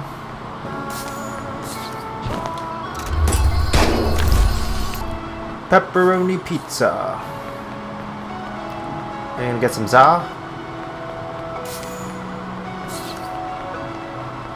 I don't know. I mean, like, malls were already on the way out in like the mid 2000s and stuff. Like they're really kind of out of it, and like in 2020s now.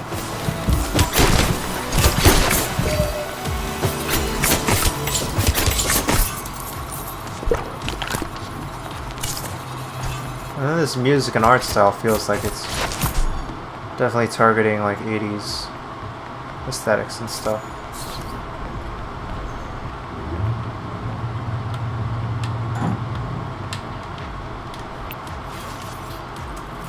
Oh, I guess also I'm just like doing a dungeon run in general, so I can like start focusing on like seeing how far I can get in the dungeon. See if I can take on the final boss.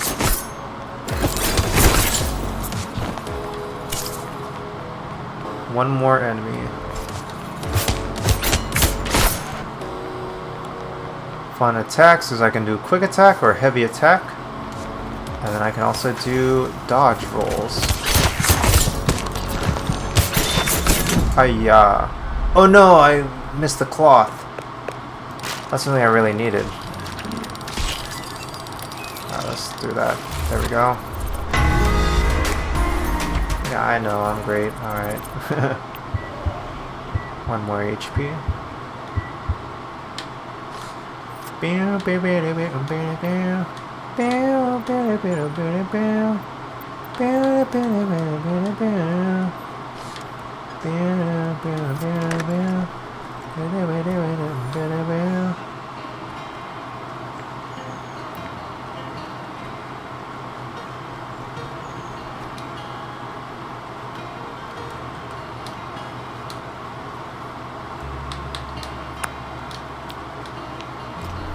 I don't know, I just had this memory of like grad school, and I feel like I wish I got to know people better.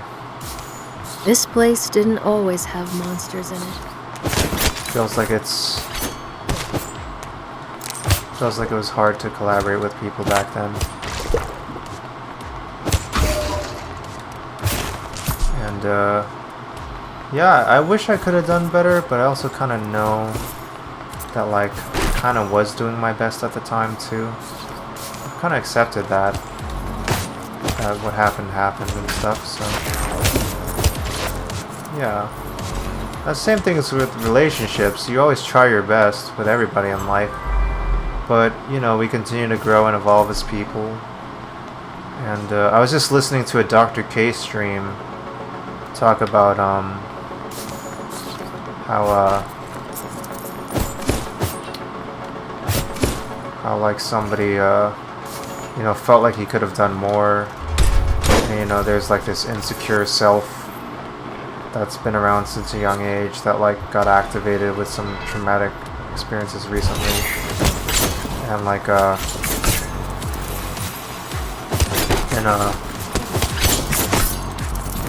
Dr. K is a Twitch streamer who's also a Harvard medical doctor and trained therapist, and integrates Eastern philosophy into his work. And he was talking about how like his guest on the show was talking about how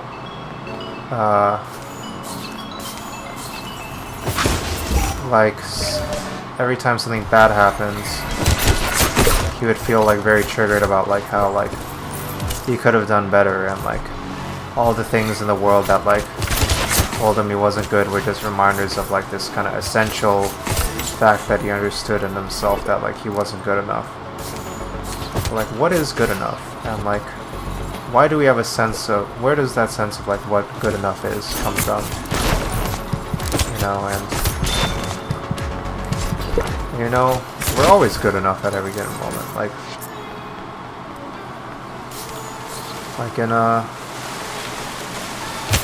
you know, he was somebody when he was in 3rd grade, and he's someone who he is now as like someone in his like late 20s or whatever. And then that person's good enough. But what's different from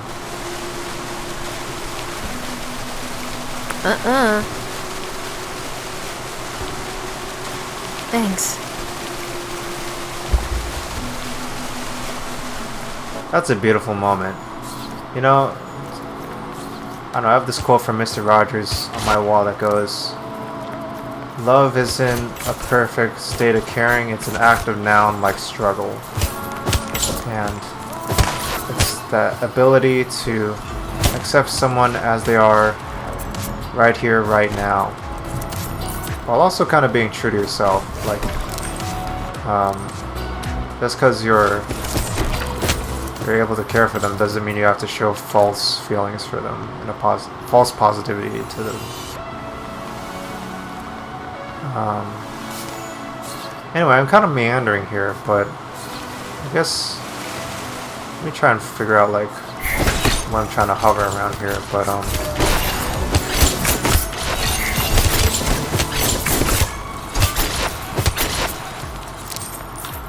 you gotta accept yourself for who you are. Because you can't be anything else. You know, a tree is perfectly fine the way it is. A flower is perfectly fine the way it is. Use this example. A flower is just is. A blade of grass just is. You can compare it if you want to, but why would you do that? That's only a human imposition of the mind is trying to impose that there is a narrative of something being better or worse, or good enough or not good enough. So yeah, a lot of relationships in this game are just kind of like, you know, accepting somebody and accepting these moments you share with each other. In a way. At least that's how I'm thinking of it now. I don't... Maybe that's me projecting or whatever. Yeah, they'll acknowledge when like things are going too far and stuff, but yeah, a lot of these positive relationships are like just totally okay with enjoying the moment as they're getting to know you. Like sometimes they don't know you that well, but they're like, hey, I just enjoyed this moment. Thank you for sharing this with me.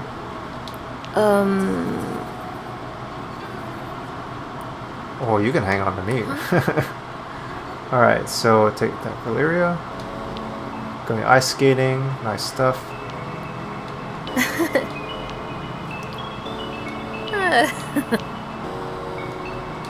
Thanks. That was fun. And she doesn't say like, I'm in love with you. She just says, that was fun. Which is like, you know, she doesn't know you that well, but you know, that's how relationships get built over time, you know. You just share nice moments with each other. And you just appreciate each other, like, hey, thanks for sharing this moment with me. Without, like, some kind of thing like, hey, are you going to, like, be a good person? Or, like, are you going to hurt me? Or, like, are you going to, like, have a good job? Or, like, are you going to, like...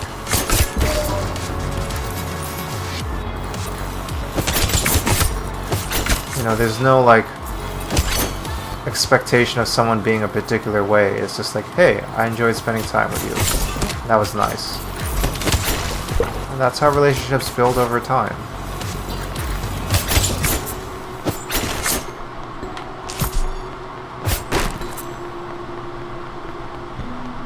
It starts with something like that. And there's no expectations with that. She wasn't expecting, like, you to, like, be a great skater right there.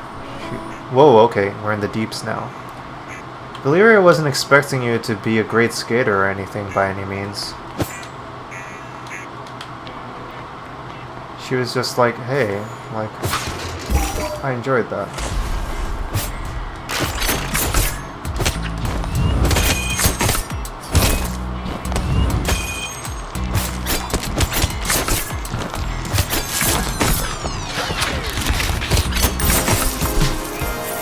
Nice! Got the key. Wow, I think I'm over leveled at this point. Okay, time to unlock a new character. Ooh. Fits in your hand smoothly, but you're not sure how to use it. I wonder who it is. I think I know who this character is. Dormant somehow. Huh, they must have voice acted this for all the different characters you could be using. I think I know who this is.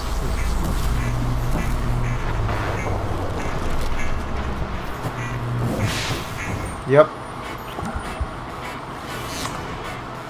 Yep, it's the K-pop star. Whoa. I feel slow. Like I took a really long nap. Maybe I have a screw loose. Literally. Who are you both? What day is it? I've been down here 2 weeks. Well, thanks for waking me up. I'm 7. I should probably let my agent know where I've been. Yeah, no comment.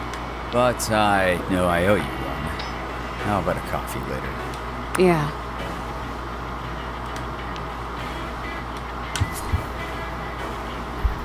Alright, good transition.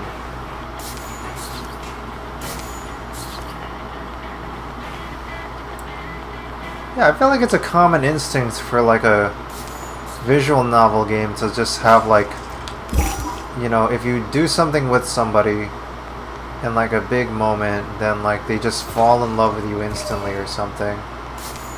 When in fact it's much more like, no, you just get to know people over time.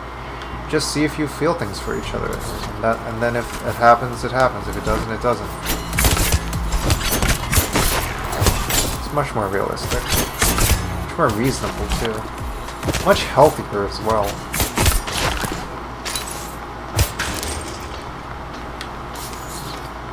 Oh, I want the money. Yeah, give me the money. Went from the profound stuff to some money. Ooh, ice cream. We're in the deeps and we're having some ice cream. Heck yeah. Haven't gotten this ice cream yet. Oh, it's her treat. Time to indulge. Tastes like summer. Huh?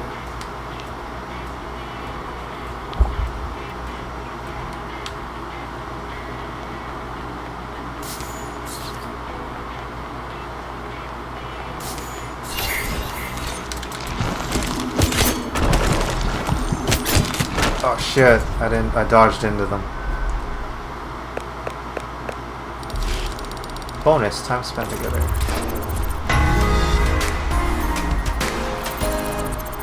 Leveling up is very easy in this game. Oh, I didn't use any of my boba either. Oh, here we go, Valeria.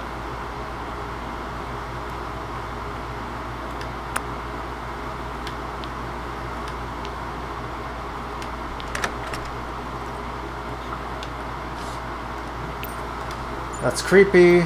It's creepy what happened.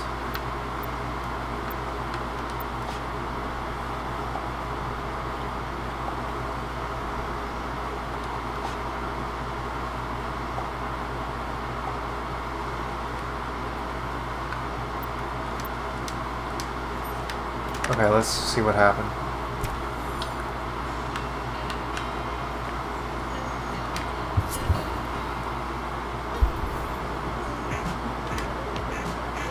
Hey.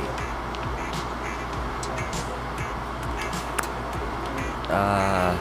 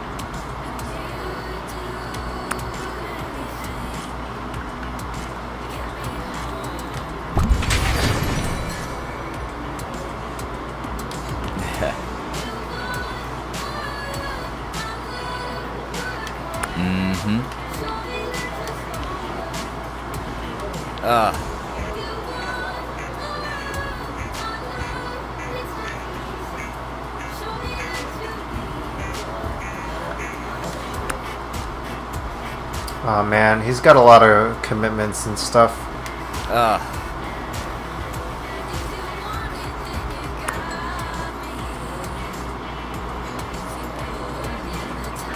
What?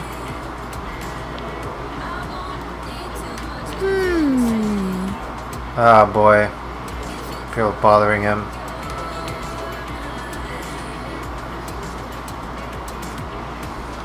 Ah, shit. Oh my. Oh my gosh. Oh my god, oh my god! Oh my gosh. Agent is in Verona! No, don't make this awkward. No. No. Oh, Jesus. You okay, man? Later. Yeah, let's do that. Yeah, cool thing about his character is that he's a laser saber.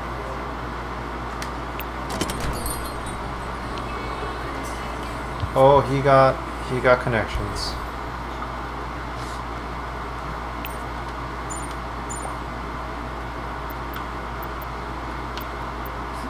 I don't know. Is it too public? Damn.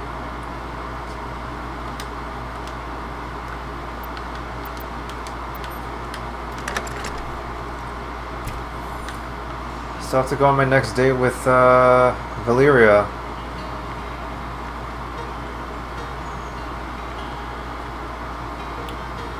I don't know where I'm supposed to go. Oh.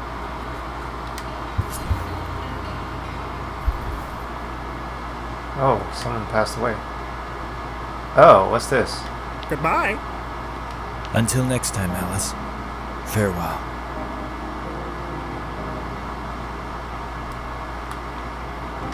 Don't talk about Oh it. shit, my bad. Didn't know. I fucked up. Oh, it's you. Oh. Why did you come here? Never mind that right now. Answer me. Why did you come here? No, I meant Verona Beach. You're the cause of all this, you know. Whoops. The monsters, the universe thrown out of balance. What? If it weren't for you, maybe Alice would still be alive.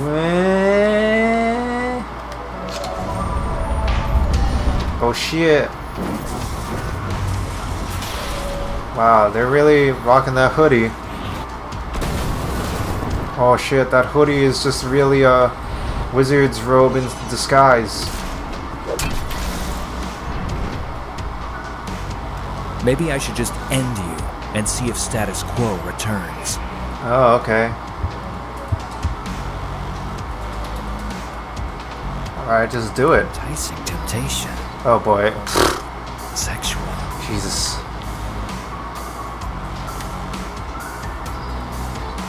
Fine. I can't just kill a random person I just met. I guess. Even you. Wow, okay. They went there. Alright.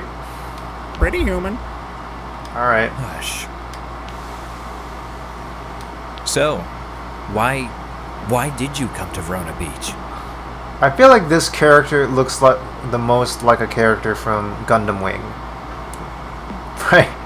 I think that's a pretty fair enough statement to make.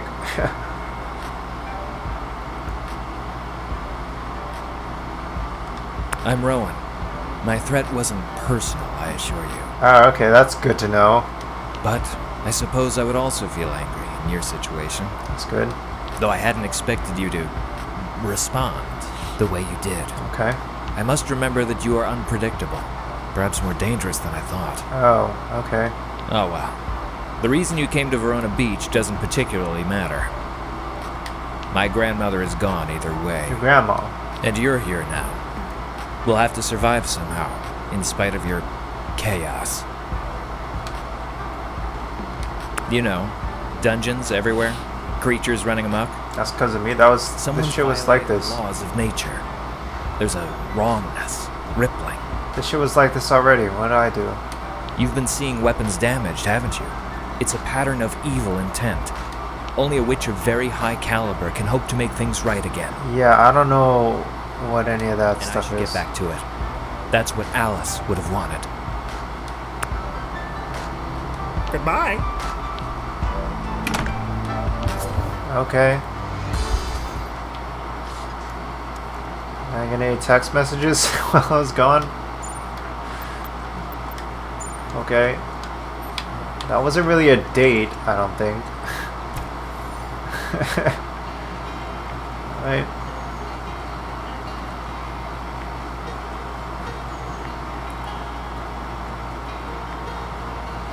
I don't really know how I even like unlock there.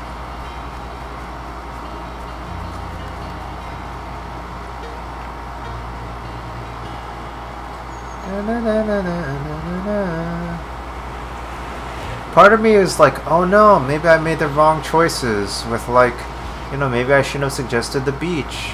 Maybe I should have suggested a movie or dinner instead, or maybe I should have said something different. But then part of me is also like, I don't know, maybe some people just don't want to talk.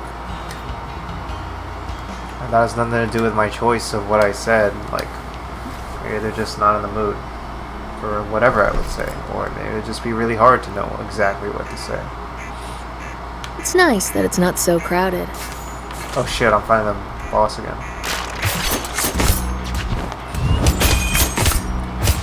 That's... wow. That's super fast. Alright, I got a fabric. Okay, I think I need to get to lower levels, because like this is too easy, you know?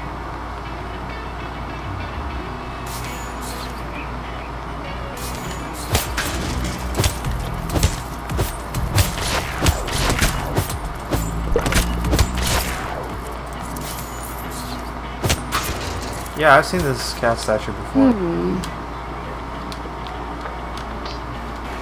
Oh yeah, Valeria is an artist.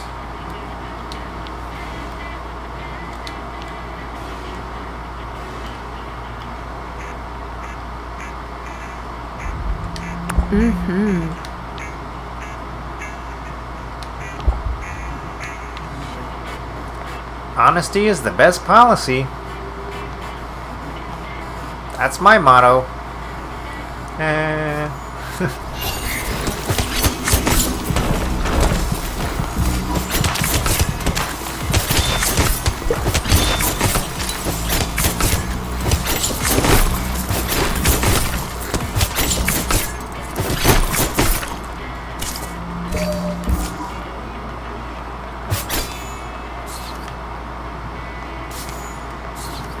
That's my motto.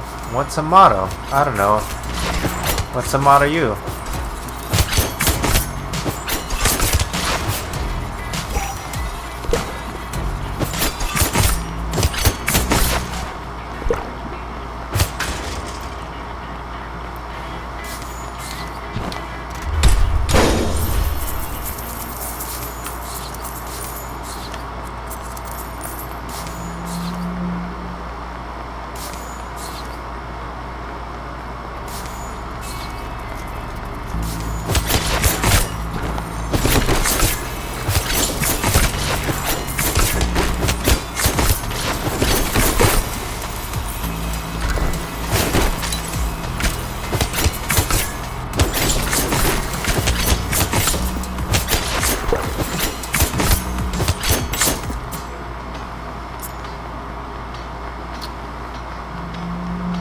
Yeah, I guess I'm just kind of thinking like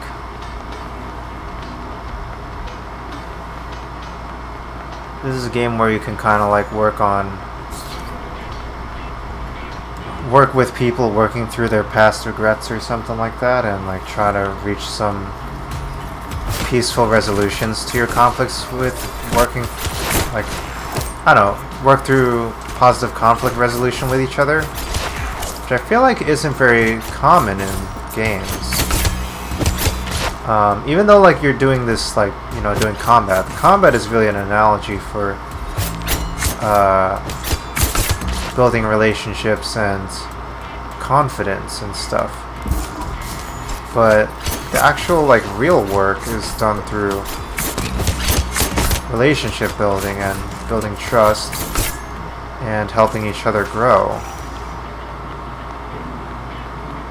And I don't know, you have to be willing to get hurt in order to grow in some ways. Otherwise you just stay in your room and you never talk to anybody. I'm talking about the game, of course, you know.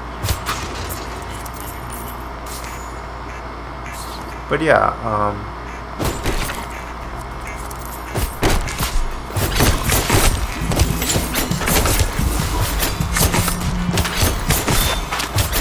hey, yo, Hades on PS2 looks different. Yeah, this is kind of like Hades on PS2. Like that is a little bit of a fair comparison. This game honestly kind of could have come out on PS2, like all the themes and ideas and stuff. Like on a technical level could be done, but maybe just the industry wasn't ready for something like this. But yeah, no, good to see you useless happy. But yeah, this is like kind of like Hades for, I don't know, for emo kids or something like that. Hades for wallflowers or something. We have time for a little self-indulgence, right? I've done this massage chair thing so many times.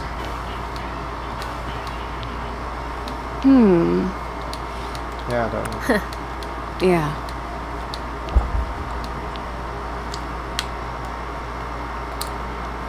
But yeah, it takes confidence and trust in other people to help grow yourself too.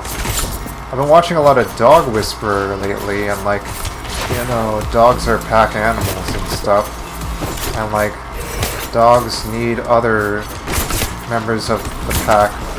Like, he talks a lot about the power of the pack, like how by being around other dogs and socializing with other dogs that are more well-adjusted, or like can help bring up one's confidence in oneself, the dogs become more normal, or more better adjusted to deal with their different feelings and emotions of anxiety and fear and stuff. So yeah, this game is doing some really interesting stuff with all this. Oh shit.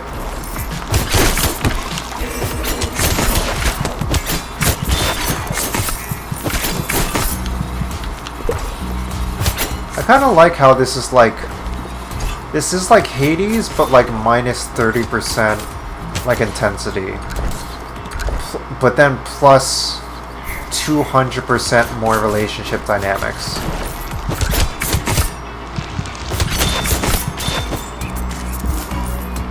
Which I think is like maybe like, I don't know, like more my kind of game overall, and like that kind of ratio. And like the themes are really rich and like, I don't know, beautiful kind of things being explored. Like I think it's a great game. Like and like there seems to be more mystery going on in this game too.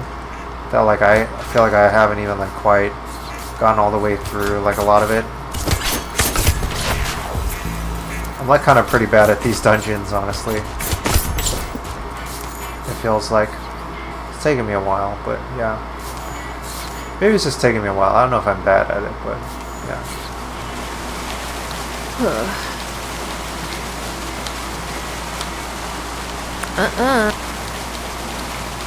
Thanks. Just enjoying each other's company is important. That's the foundation of relationships. It's definitely not criticism or making demands or trying to push. I don't know, you want to encourage each other and help each other build resilience and stuff with the challenges we face.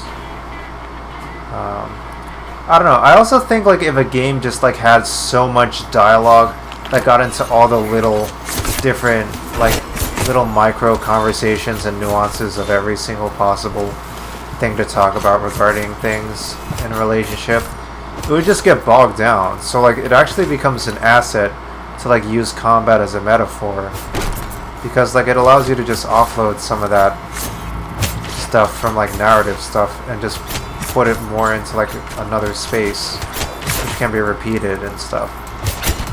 And like the more you just reinforce those themes in the metaphor, the more it can be I don't know. It actually works in service of the themes of the game and also the production of the game for that matter. Because like a game where you talk non-stop about like how to build trust and confidence in the different issues you're facing would just be freaking exhausting. But a game in which like, oh, you're like using these these combat segments as a metaphor for working on yourself, the more it actually is just like kind of like a, I don't know, like it actually makes it easier to process a lot of this stuff. It gives you kind of like breaks and stuff, and makes it easier to process these things. And then in between you have these segments with little bits of story that like are actually pretty well written and like have like pretty like well thought out considerations of relationship dynamics and like pretty unexplored themes in relationships that aren't explored a lot in games. Huh?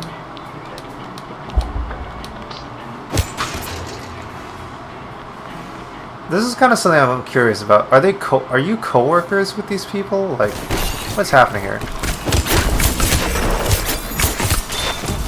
It's like a weird metaphor. And I don't even know if it's like designed to be like a direct metaphor, really.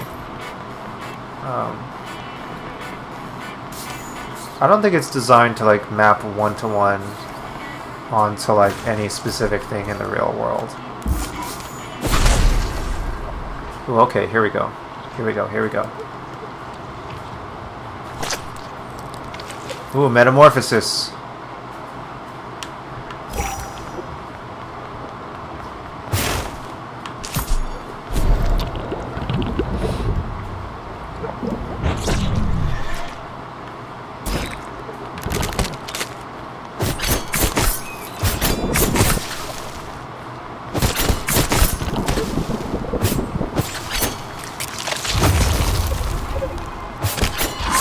No!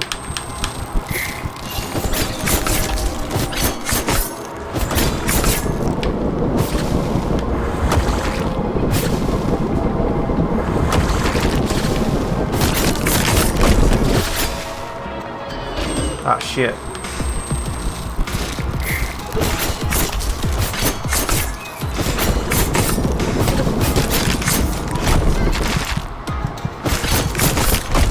Shit.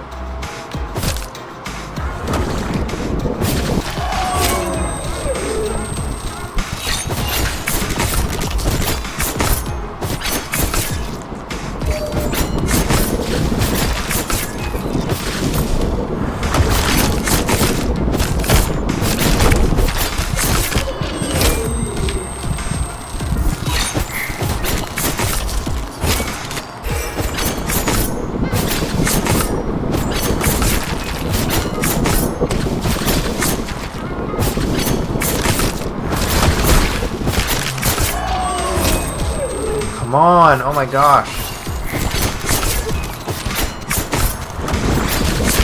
There we go. Phew! Alright, we did it. BFD! BF Dunge! Boss defeated, alright, new plushie. Nice. Fear of change conquered, y'all.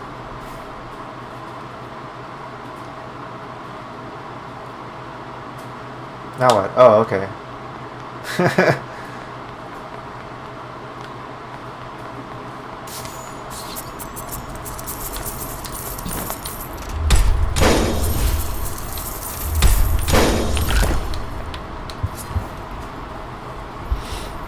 The chipped pole arm is a little unwieldy in your hands. As you touch it, it transforms.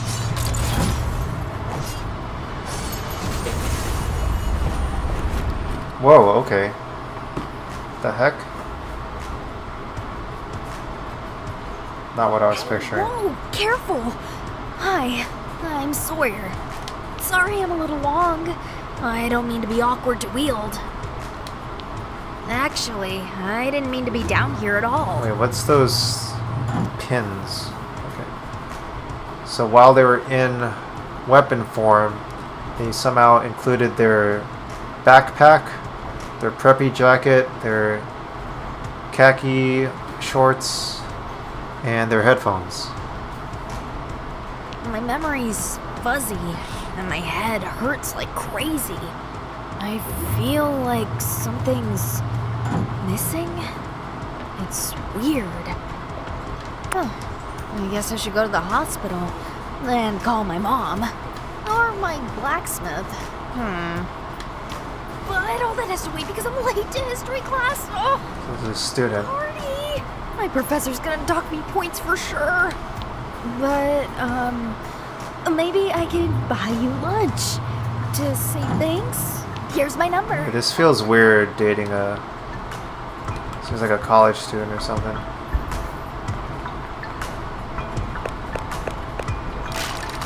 Maybe that's my bias from being not the target for that, I guess. I guess they can't assume the age of the audience.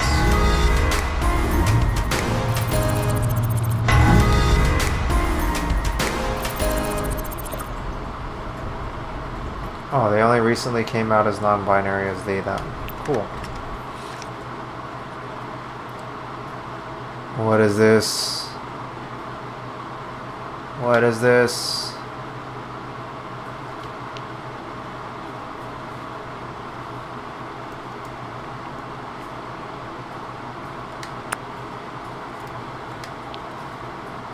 Oh shit.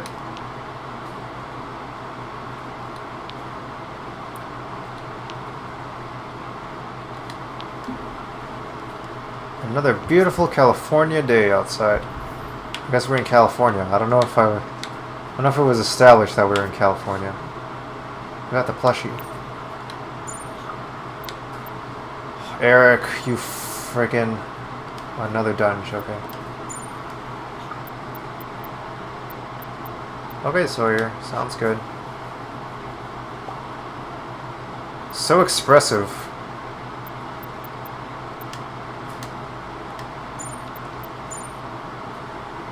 Uh-huh. Yeah, I don't give a shit. I don't give a shit, Eric. STFU. I go to the La Rosa dungeon. Let's hang out with Sawyer a bit. Oh, I completed for Run 'em All. Okay, cool.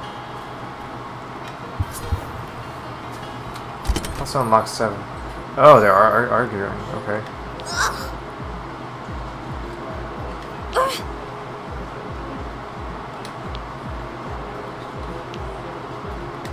Hi.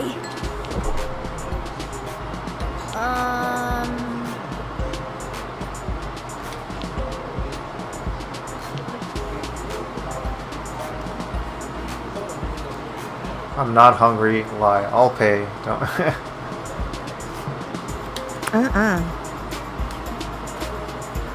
Yeah.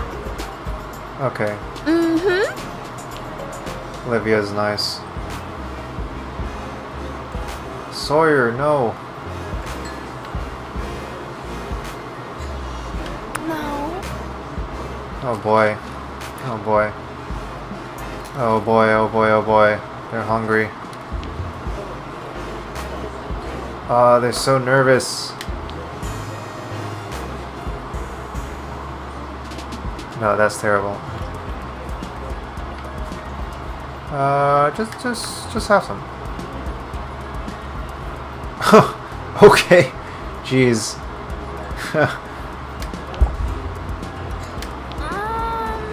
Wow, this is like feels pretty real. Like navigating dinner date dynamics and like how to pay for stuff and stuff. That hits hard. Oh, this is awesome. Thanks so much. Nice. All right. Actually, even though they might be a college student, I'm not sure how old they are. They could be an older college student is another thing.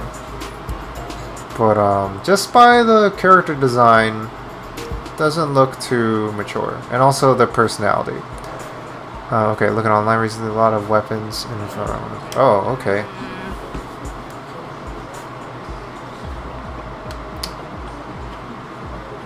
I don't want to be paternalistic. I also don't want to impose myself. I also don't want to get into conspiracy theories. Maybe I'll just encourage them to protect themselves. Yup. Oh boy, they have to worry about this while also dealing with class stuff. That's so stressful.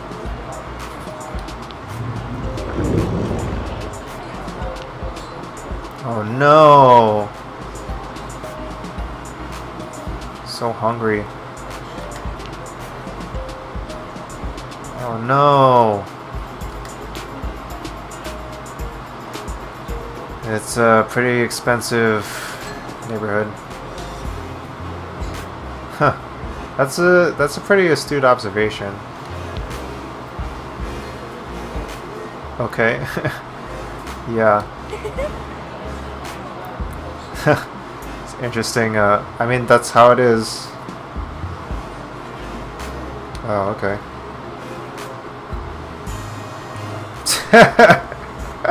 You just invented cooking.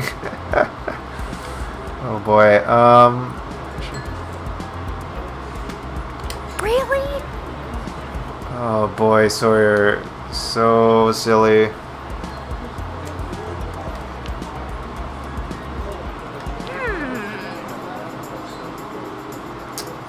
It's okay, Sawyer.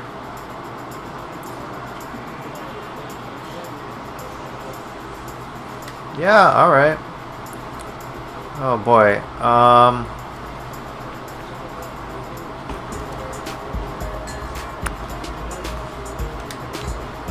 Whoa. Okay. So this is an interesting dynamic. Other characters that we're dating are a little more even-keeled, a little more like we're approaching each other as equals. This dynamic, we're having like a kind of like elder dynamic, which honestly does happen sometimes in relationships in the modern era. So it does kind of happen.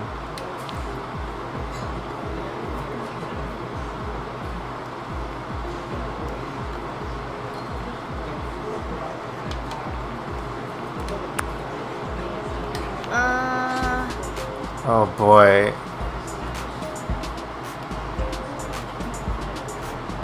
Yep. Oh boy, oh boy. Sawyer, you're so awkward. Bye. Alright. Very sweet character though. Very sweet. Alright, here's the damn slip of paper again.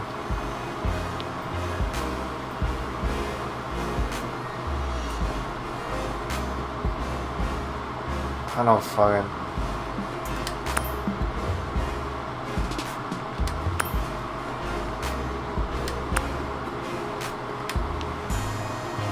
Oh, okay.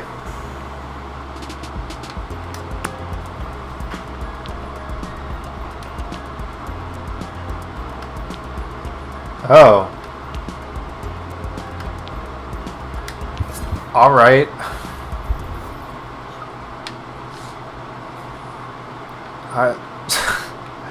I just wanted to go on dates. Now I'm getting involved in like magical mystery riddles and teaching a kid how to boil an egg at the same time. What the hell's happening with my life?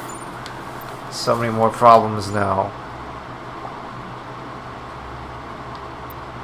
That's not... Yeah, something to boil an egg, you have to use a lot of water, like a whole pot full. That was your problem. That's good. That's good, Sawyer. That's very good. You got it. All right, that was end communication. All right, let's move on.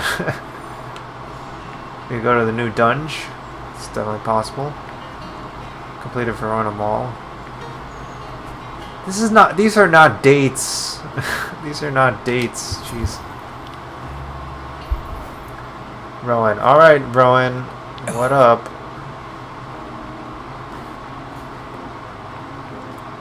Okay, let's just ask. What's going on?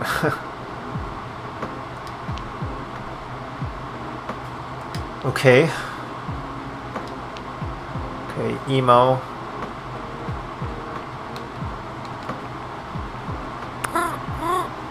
Pretty human. Alright. Yes.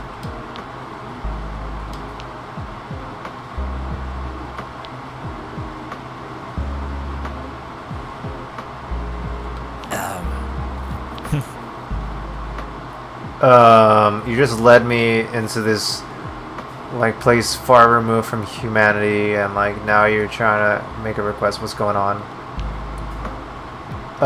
Okay. No. What? What are we doing? Okay, I guess the way they're presenting this is not super threatening.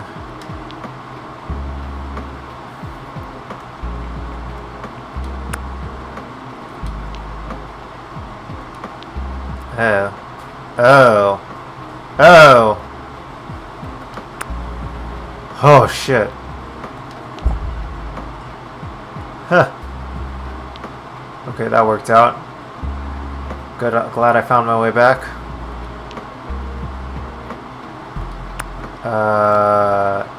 No. These are not dates. Too late, anyway. No. Okay, Rowan, you have this whole side plot here. Okay, I don't even know what your deal is. I don't know. I don't know you. Okay, you gotta keep telling him riddles, you punk. Like.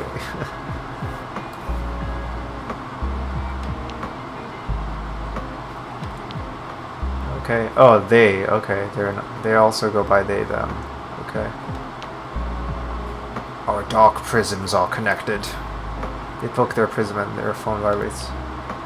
I don't know if our purposes align quite, but call on me if souls need harvesting. Farewell. Farewell for now. Bye. If you have a boyfriend dungeon, you gotta have a little bit of a goth kids, you know, as it were.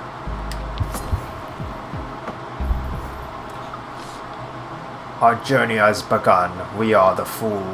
Alright. Yeah, alright, cool. That's cool. Yeah, I'm a fool. Perhaps, but that's not what I meant. Though I've lost my high priestess. Hey, so I'm really very sorry for how I acted when we met. I was really emotionally turned out on you. That was wrong. Please give me. Yeah, alright, we'll see. Fair. Alright, thanks for respecting my boundaries. Like, I'm not sure. Yeah, honestly, I saw a stream recently where they talked about how, like, sometimes we're conditioned to just accept apologies and just, you know, be nice and like, oh, you know, if somebody apologizes to you, you just have to accept it, and that's being a nice person and being a good person. But, you know, sometimes you are entitled to an apology, but you aren't obligated to accept the apology. And I don't know. Honestly, I don't know if I do forgive them. And that's, you know, that's something they should respect. And it's really cool that they respect that I don't necessarily feel good about talking to them right now. Also, they're just this really weird emo kid. Like, I don't really know what their deal is. Well, I unlocked 3 characters already. 7... Sawyer. I still didn't even go on my date with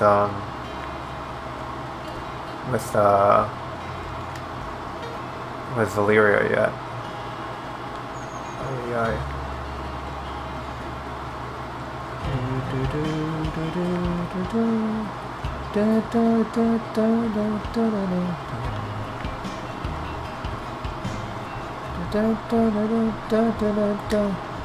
Okay, let's just do this in order. I'm gonna go with 7, then Sawyer, then Rowan.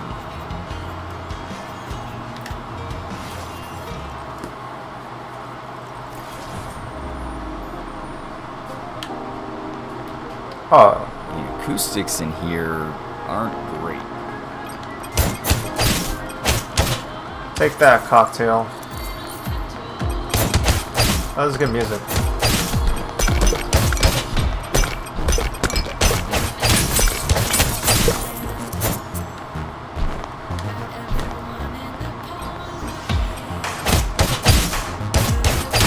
Laser strike.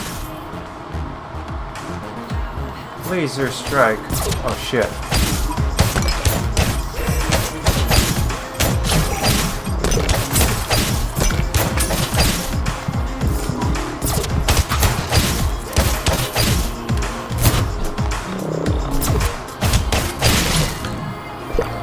Alright, now what? I gotta get behind the stage.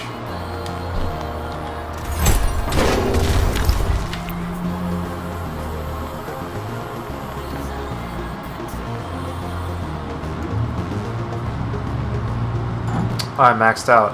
Okay. I don't care about Sunder. Let's go with Sawyer. I think I took a really long time on the first dungeon. Oh, I'm already unlocking the next weapon already. Brass knuckles. Pocket. Yes. Yes. Best character. Best character.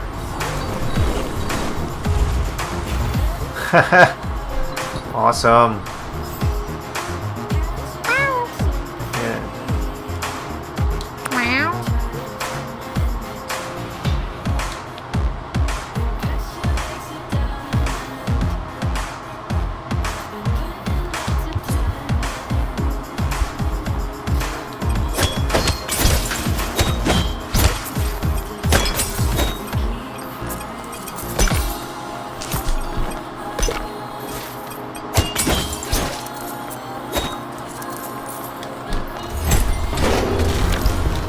I don't even know if I want to use Rowan. I don't even give a shit about Rowan that much. I care much more about Pocket than Rowan. I honestly care much more about Pocket than most of these characters, honestly.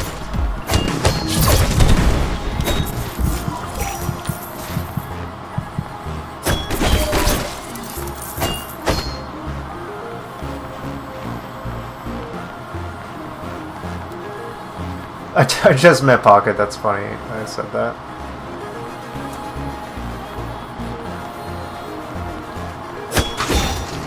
I don't know if they had like roguelike games on PS2. Oh shit.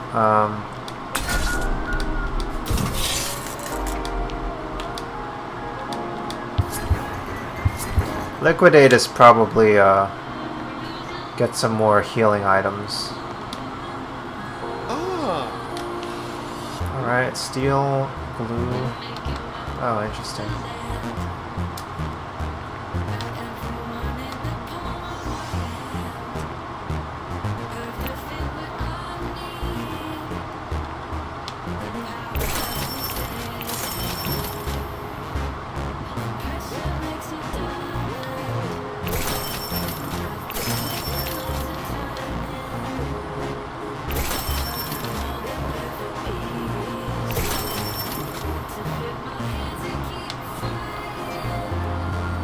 Steel. Yeah, I'll buy steel. How much glue do I have? I need glue.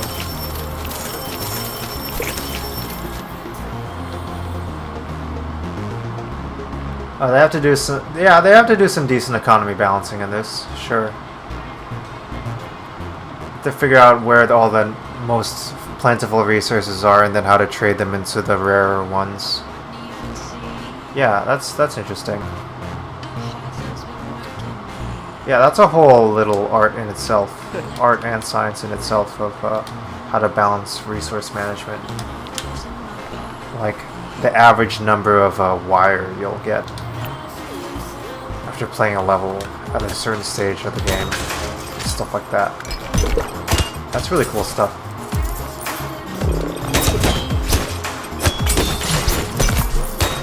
I don't know, as much as like I feel like I'm all about like socio-emotional games and stuff, like I do feel like I do try to have a genuine appreciation for all different kinds of games and like different kinds of mechanics and stuff. Like I was playing Magic the Gathering the other day.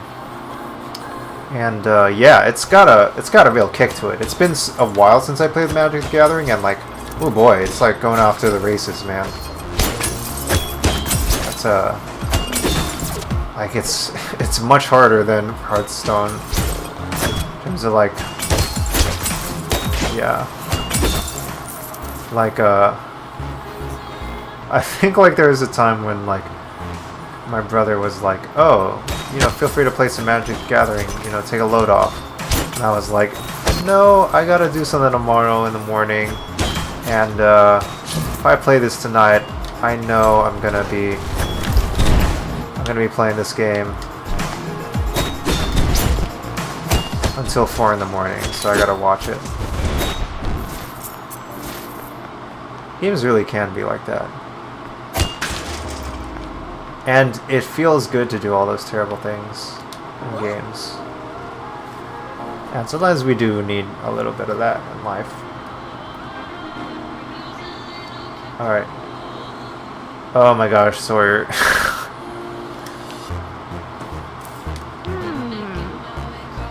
I don't know. Go ahead.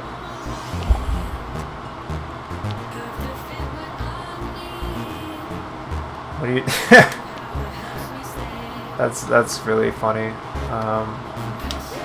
Yeah, I have a teddy bear, Sawyer. I think I spent that prematurely, because like I think I was about to level up this character anyway.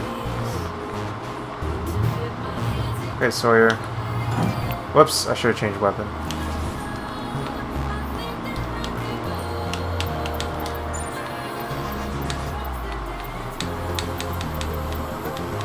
Yeah, whatever. Oh, another break? Keep fighting a little bit.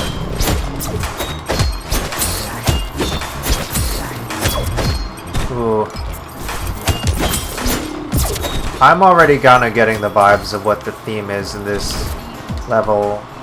I kinda don't want to call it because I'm worried it'll be spoilers, but I'm already getting a sense of like how it's about music and about drinks, and then they had that like creepy hand there.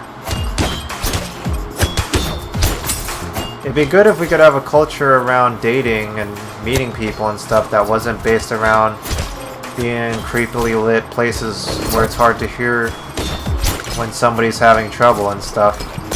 That'd be really great if we had more stuff like that. But unfortunately it's not the predominant culture we have right in these days. In general, it's just really hard to meet people, I think. It's not a lot of places where, I don't know. There are bits and places for this, but I feel like it's hard to find places where it's easy. It's not normal to find places where people can gather around as a community in the modern era. And I think people really seek that out. And digital is a big source of that nowadays. But I don't know, that's not good enough. And oftentimes through digital it becomes this whole dynamic of trying to quantify the user base as much as possible. So I don't know, that's really a scary thing. It's like the people who are in charge of like making us have like more connected communities are people who are going to try and quantify and like profit off of communities and stuff. That's a really scary notion there. Oh, I got a kigurumi recipe. That's cool. Alright, Rowan. It's your time.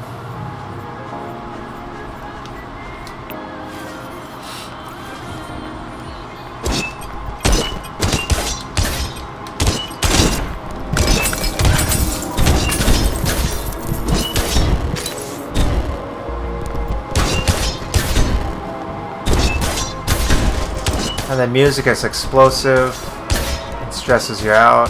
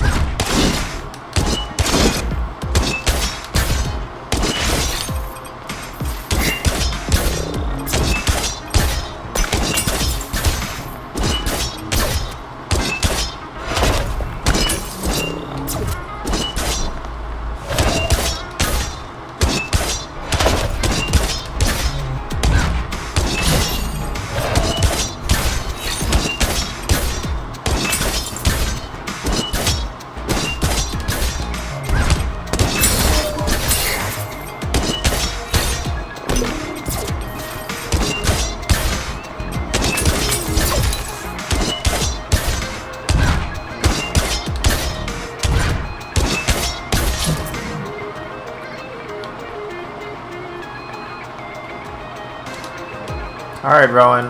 Let's have a drink. The Jack Daniel, huh?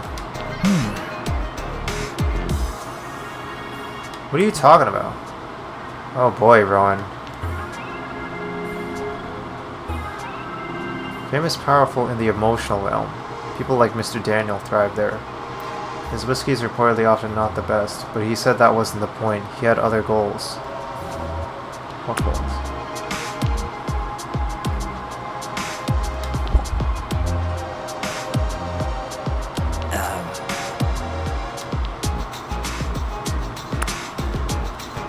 Okay, Rowan.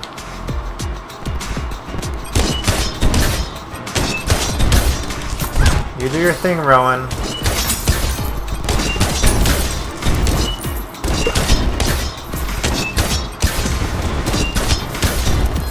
I guess it is pretty interesting seeing representation for goth boyfriends.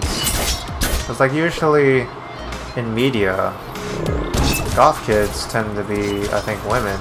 I don't know, maybe I don't know a lot about goth culture. But my impression is that goth culture is typically represented by women of goth culture and not men of goth culture. I don't know, I'm throwing that terminology around like I know what I'm talking about. But, just doing my best here, folks.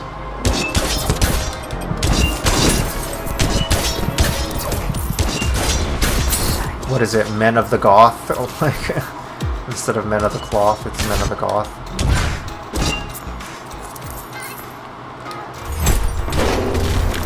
Okay, I got the new stairs here. I was gonna... I don't know, I could go for this other area I passed. The map layout is kind of like it actually probably has more in common with Diablo than something like Hades, honestly. Which is really cool that like an indie game made by a small team of people can have like scratch a little bit of that kind of like a Diablo itch in a modern era, while also doing all this other amazing stuff. Like I'm really fascinated by all this stuff.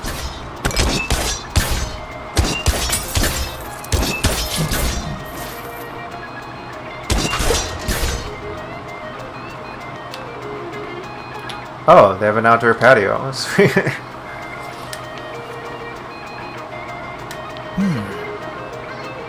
Ooh, I look powerful? Oh, okay.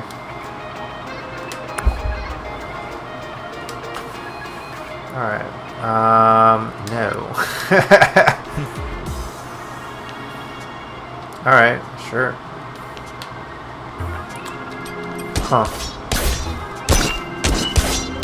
Here it is again. Like, it's not even about, like, wanting more. It's just about appreciating the moment.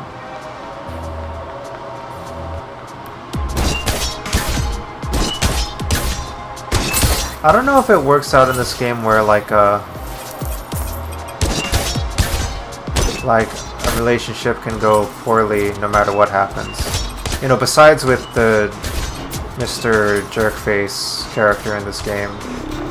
But I don't know. I don't know if there's situations in this game where like otherwise well-meaning characters relationships just don't work out for whatever reason. I think part of the fantasy of these games is that it can always work out.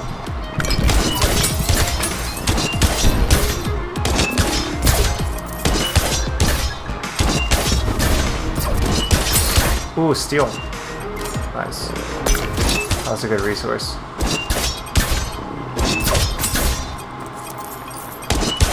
This weapon feels good, I gotta say. Like, when it's like swinging heavily and like chunking at the enemy, it feels good.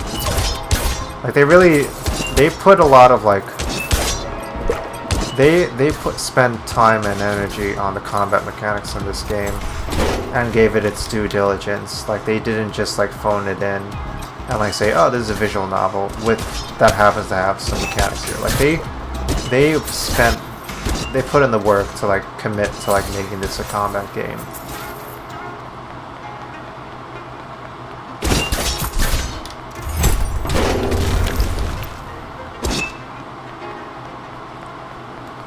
reap what we sow. Okay.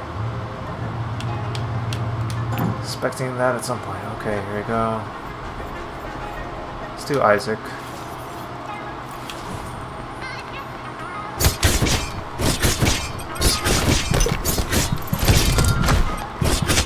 Ah, KO. Alright, it's about time. Alright, wow. This has been a speedy 2.5 hours of streaming. I think I'm gonna do another 30 minutes and then that'll be it. Wow, I'm leveling up like crazy. Wow, that's 3 levels. It's 4 levels. It's 5 levels. Maybe I'm not doing too bad at this game.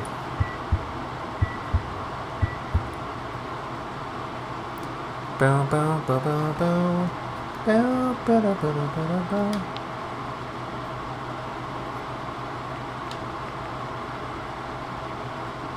Remember, today's your birthday. Another year closer to birthday. I'm not alone. Can't help smiling as you get up. You find a package outside your door waiting for you. It's from your mom. Cold to the touch. Inside is a birthday cake. Aww. And arrived refrigerated. It's my only son on his special day. You're about to cut a slice when there's a knocking at the door. I want to eat the fucking cake. Let me eat a little bit. Small slice. Alright, there we go. Happy birthday! Hey, alright. Happy birthday! Hey! I heard there might be cake. Hell yeah!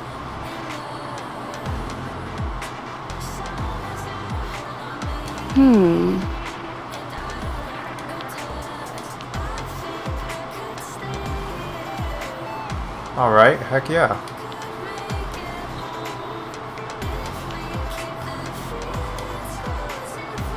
Yeah, hell yeah, Valeria. I'd love to do that.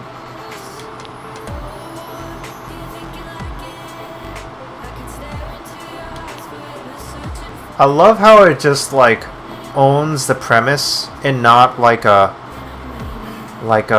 jokey way that like the people you're dating are weapons. It's just like this is just a thing, and it's like makes so much sense. It's just part of the rules of the world, and they take it very seriously. Like I love it. Exclamation point hack. Why is that? A bit too sweet. It kind of makes me crave a bit of whiskey even this early in the day. Now's a good time to give Chelsea my little gift. Here. Just a small canvas. It's a colorful painting. Ooh, that's so nice.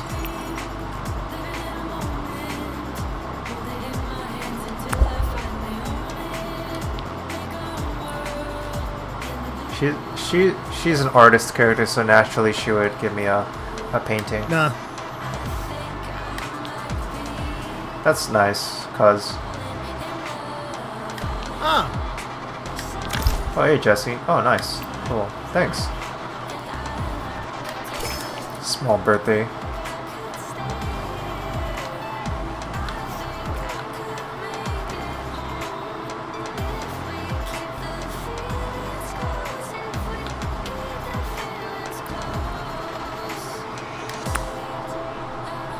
Huh? Oh boy.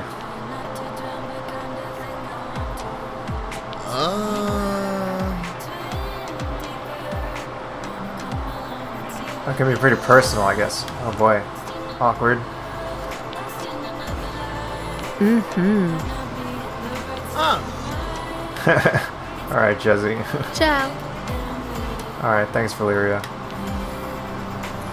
Oh, HBD? Oh, okay. Okay. That's creepy. I don't know who that's from.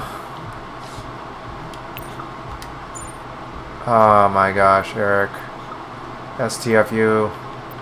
Oh my gosh, I got so many text messages. Okay. Okay. Okay. I don't know. Whatever. Okay, Sawyer. We're gonna what to cook. A little complicated. Oh jeez. Grilled cheese. You'll be fine, Sawyer. Oh, okay, you're coming over now. Hi! Alright.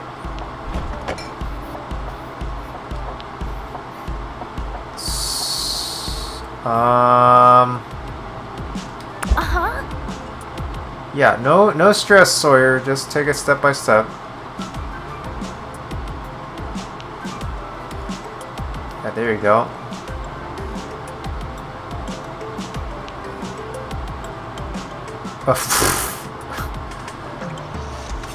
Wow. Oh boy, oh boy. Oh boy. That's good. It's good you can be honest. Nope. Nope. No, I'm not judging you. Oh, I'm sorry to hear that, Sawyer.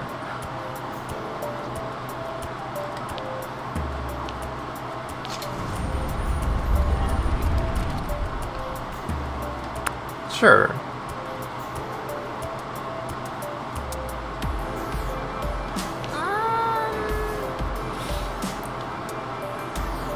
Yeah, that's a bit right. Yeah. Alright, let's make the bread and the cheese. Oh, okay.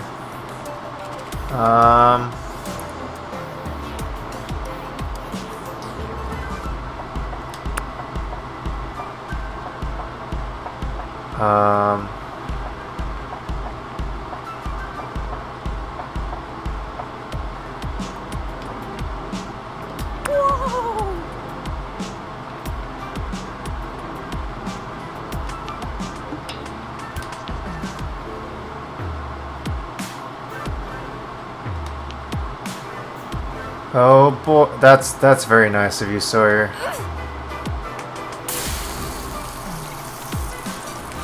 Oh no! We created a burnt mess. Oh boy. Let's try again. Let's try again. Take a deep breath, Sawyer. This is like reminding me of some past relationships where I dated slightly younger people than me and they were like less experienced and I was still figuring stuff out and they were figuring out even more stuff and yep, very reminiscent. Also I've been on both sides of this kind of thing, dynamic a bit.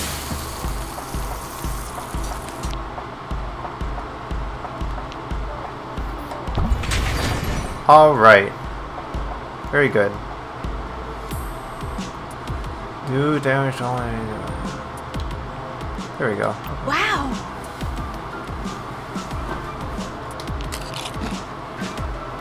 Nice. Aw. Yeah, that's exactly. That's the great thing about that's the great thing about cooking, Sawyer. Yeah, exactly. Do I have anything? Oh. There we go. Ah, maybe I should have saved the fried mackerel for 7.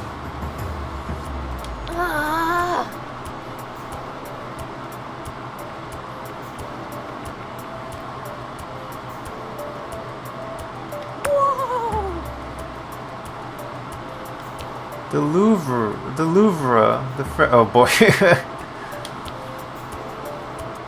Yeah, that's, those pretty interesting people.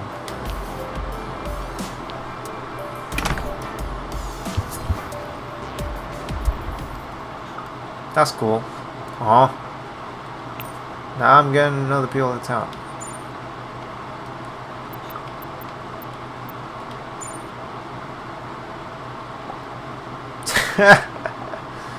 Tasted so much. I'm glad you liked it. That's good. So much enthusiasm, Sawyer.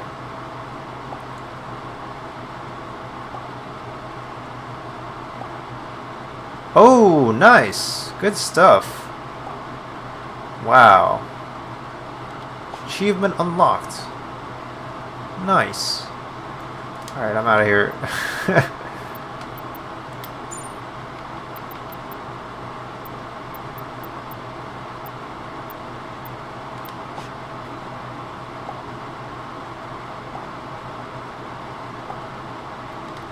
Yeah, sure. Let's hang out. Alright, I get to hang out with the cat. Amazing.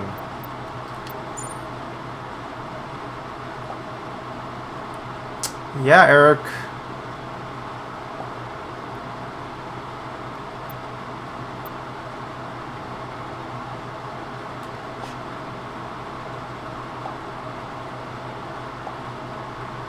Oh, you frickin' jerkwad. You sent the steel. You totally did that. I knew it was you. No, I'm never gonna go to your shop. Hey, 7. Let's go to action movie.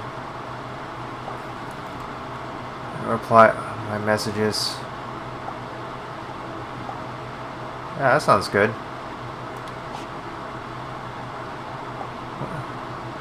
Wonder why at this point in game's cell phone, like you still look like it's from 2005 UI.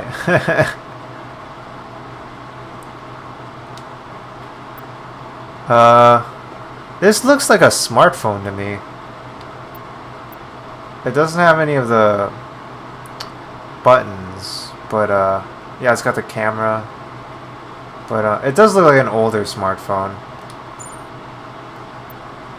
Oh. I want to be there, Valeria. Sure, yeah. Ooh. Ooh, okay.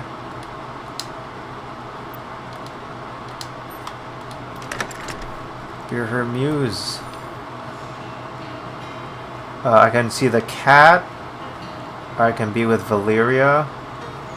Or some other shit. I forget what. Or I can go with 7 to see the movie. At the movie theater. Okay. Or I could... No, I don't want to friggin' date Eric. It's not getting the hint. Alright, here we go. Verona Museum.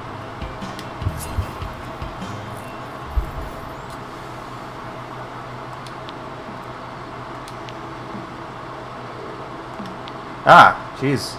Ah! Jeez. Ooh. Okay, that's a stealthy outfit there.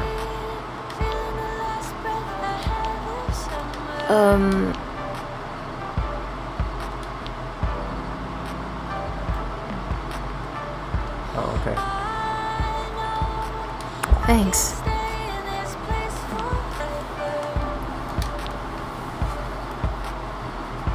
Boy.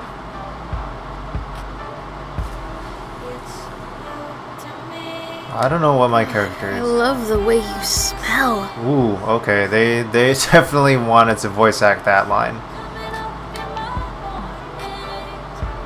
Oh. Oh. Ew. Mm-hmm. Ew. Oh my. Oh shit. Yeah, the writing on this character is pretty spicy.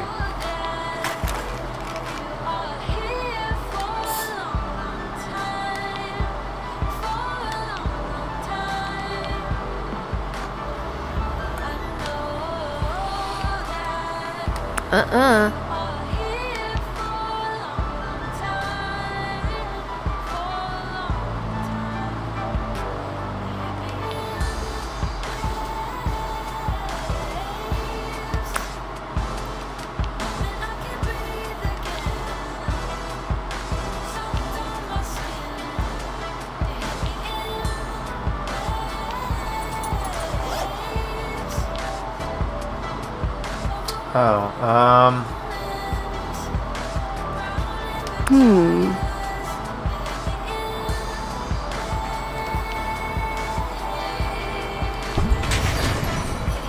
Wow, this is a pretty high level relationship right now.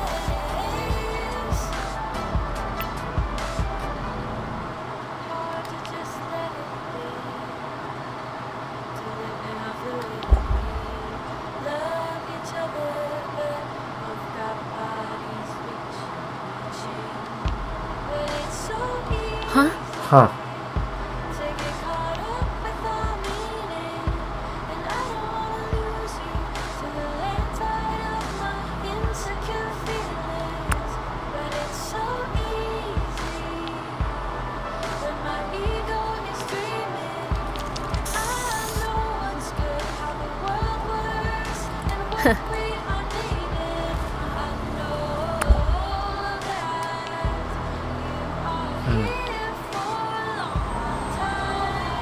Oh shit. It's the popo. Oh shit. Yeah.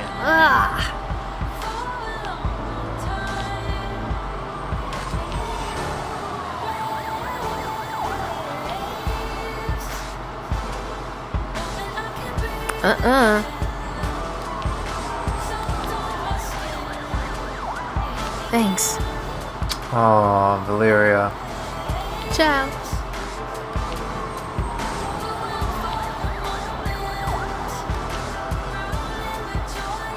Wow, Valeria.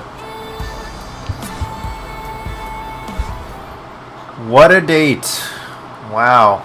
Very dramatic. Oh my gosh. Jeez.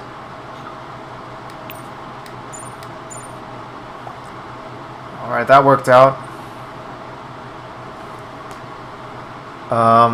Do they know who you are? I'm not gonna reply to that? Okay. Let's see, I think I might wrap up on that soon. I'm hungry for... All that talk about grilled cheeses and streaming for so long makes me hungry. Yeah, this was a good stream. Oh, I gotta check out the cat at least a little bit. I think that'll be less than 10 minutes. Okay, let's talk to the cat for a little bit and then we'll wrap up. Heck yeah, cat. Yes. Excellent.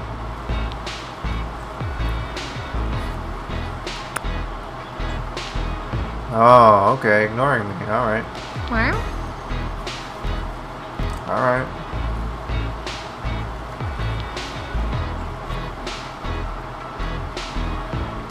Alright, just like...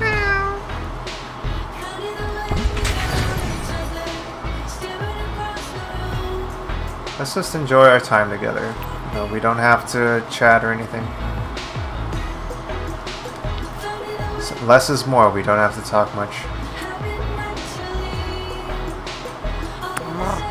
Nope, definitely not. Oh, Valeria, what are you doing here? Oh, okay. Oh. Huh? Ooh, that didn't work. Everyone deserves boundaries, including pets. Definitely pets. People forget that. Ciao. Thanks, Valeria.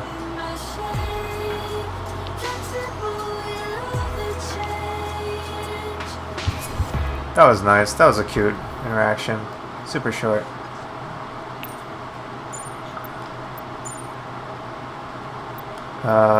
Yeah, that, alright. That's funny. Oh boy. That's terrible. No, that's lame. Alright. Mom jokes. Ay ay. Alright. He's a good cat. He's a good cat.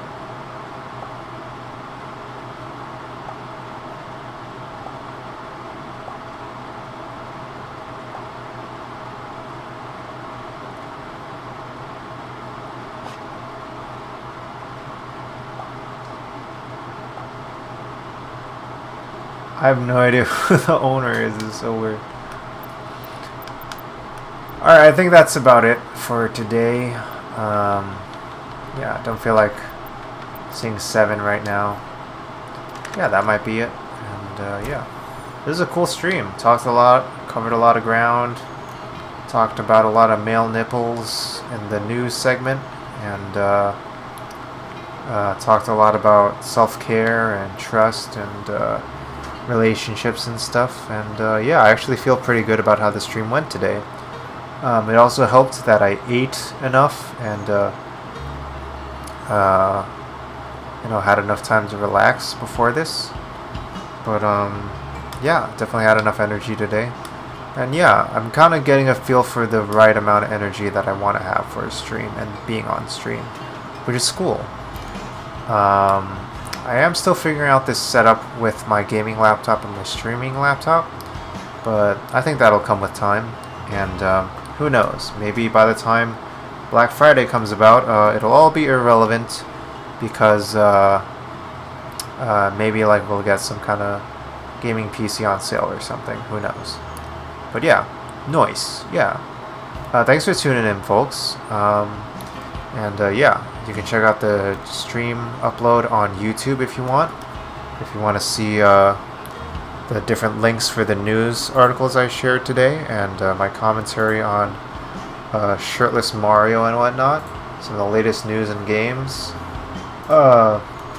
This Disco Elysium article is really amazing. I highly recommend checking it out when it comes to discussing how trauma is embedded in the body, and how it happens generationally, and how there's a game that explores this. 4.2 out of 5 stream? Excellent. That sounds like a huge win to me, because it took me a long time to feel like I was in the groove. And had a lot of bad streams recently, and even for a while. But yeah, this feels like a pretty good stream. I appreciate that. I don't know how tongue-in-cheek that is, but I feel like it's a pretty good rating, and I feel like I've had a pretty good time doing this stream, so that's good. And yeah, feel free to check out Sleeping Dogs article here on enemy.com, Critical Distance, Next Shark with this news from Simu Liu. Congratulations, Shang-Chi, for doing well. And yeah, good job, humanity, for doing good things on Happy Broadcast. And yeah, here's a fun thing. The average person flushes 500 liters of urine down the toilet per year.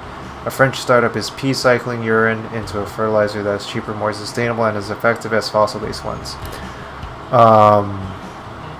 Yeah, that's a pretty weird note to end the stream on. But yeah, this was a good time. And yeah, I enjoyed it, and I wish I could have more streams go like this in the future as well. Alright, I think that's about it for me for now, and I'll catch you next time on the stream. This is Muditaheart. Let me just do a little shameless self-promo here. Whoops. And yeah, check out my stuff, my games on itch.io, check out my stream on itch, on Twitch, and check out my Twitter on Twitter/Muditaheart. Alrighty, folks, I'll catch you later. Take it easy. Bye-bye.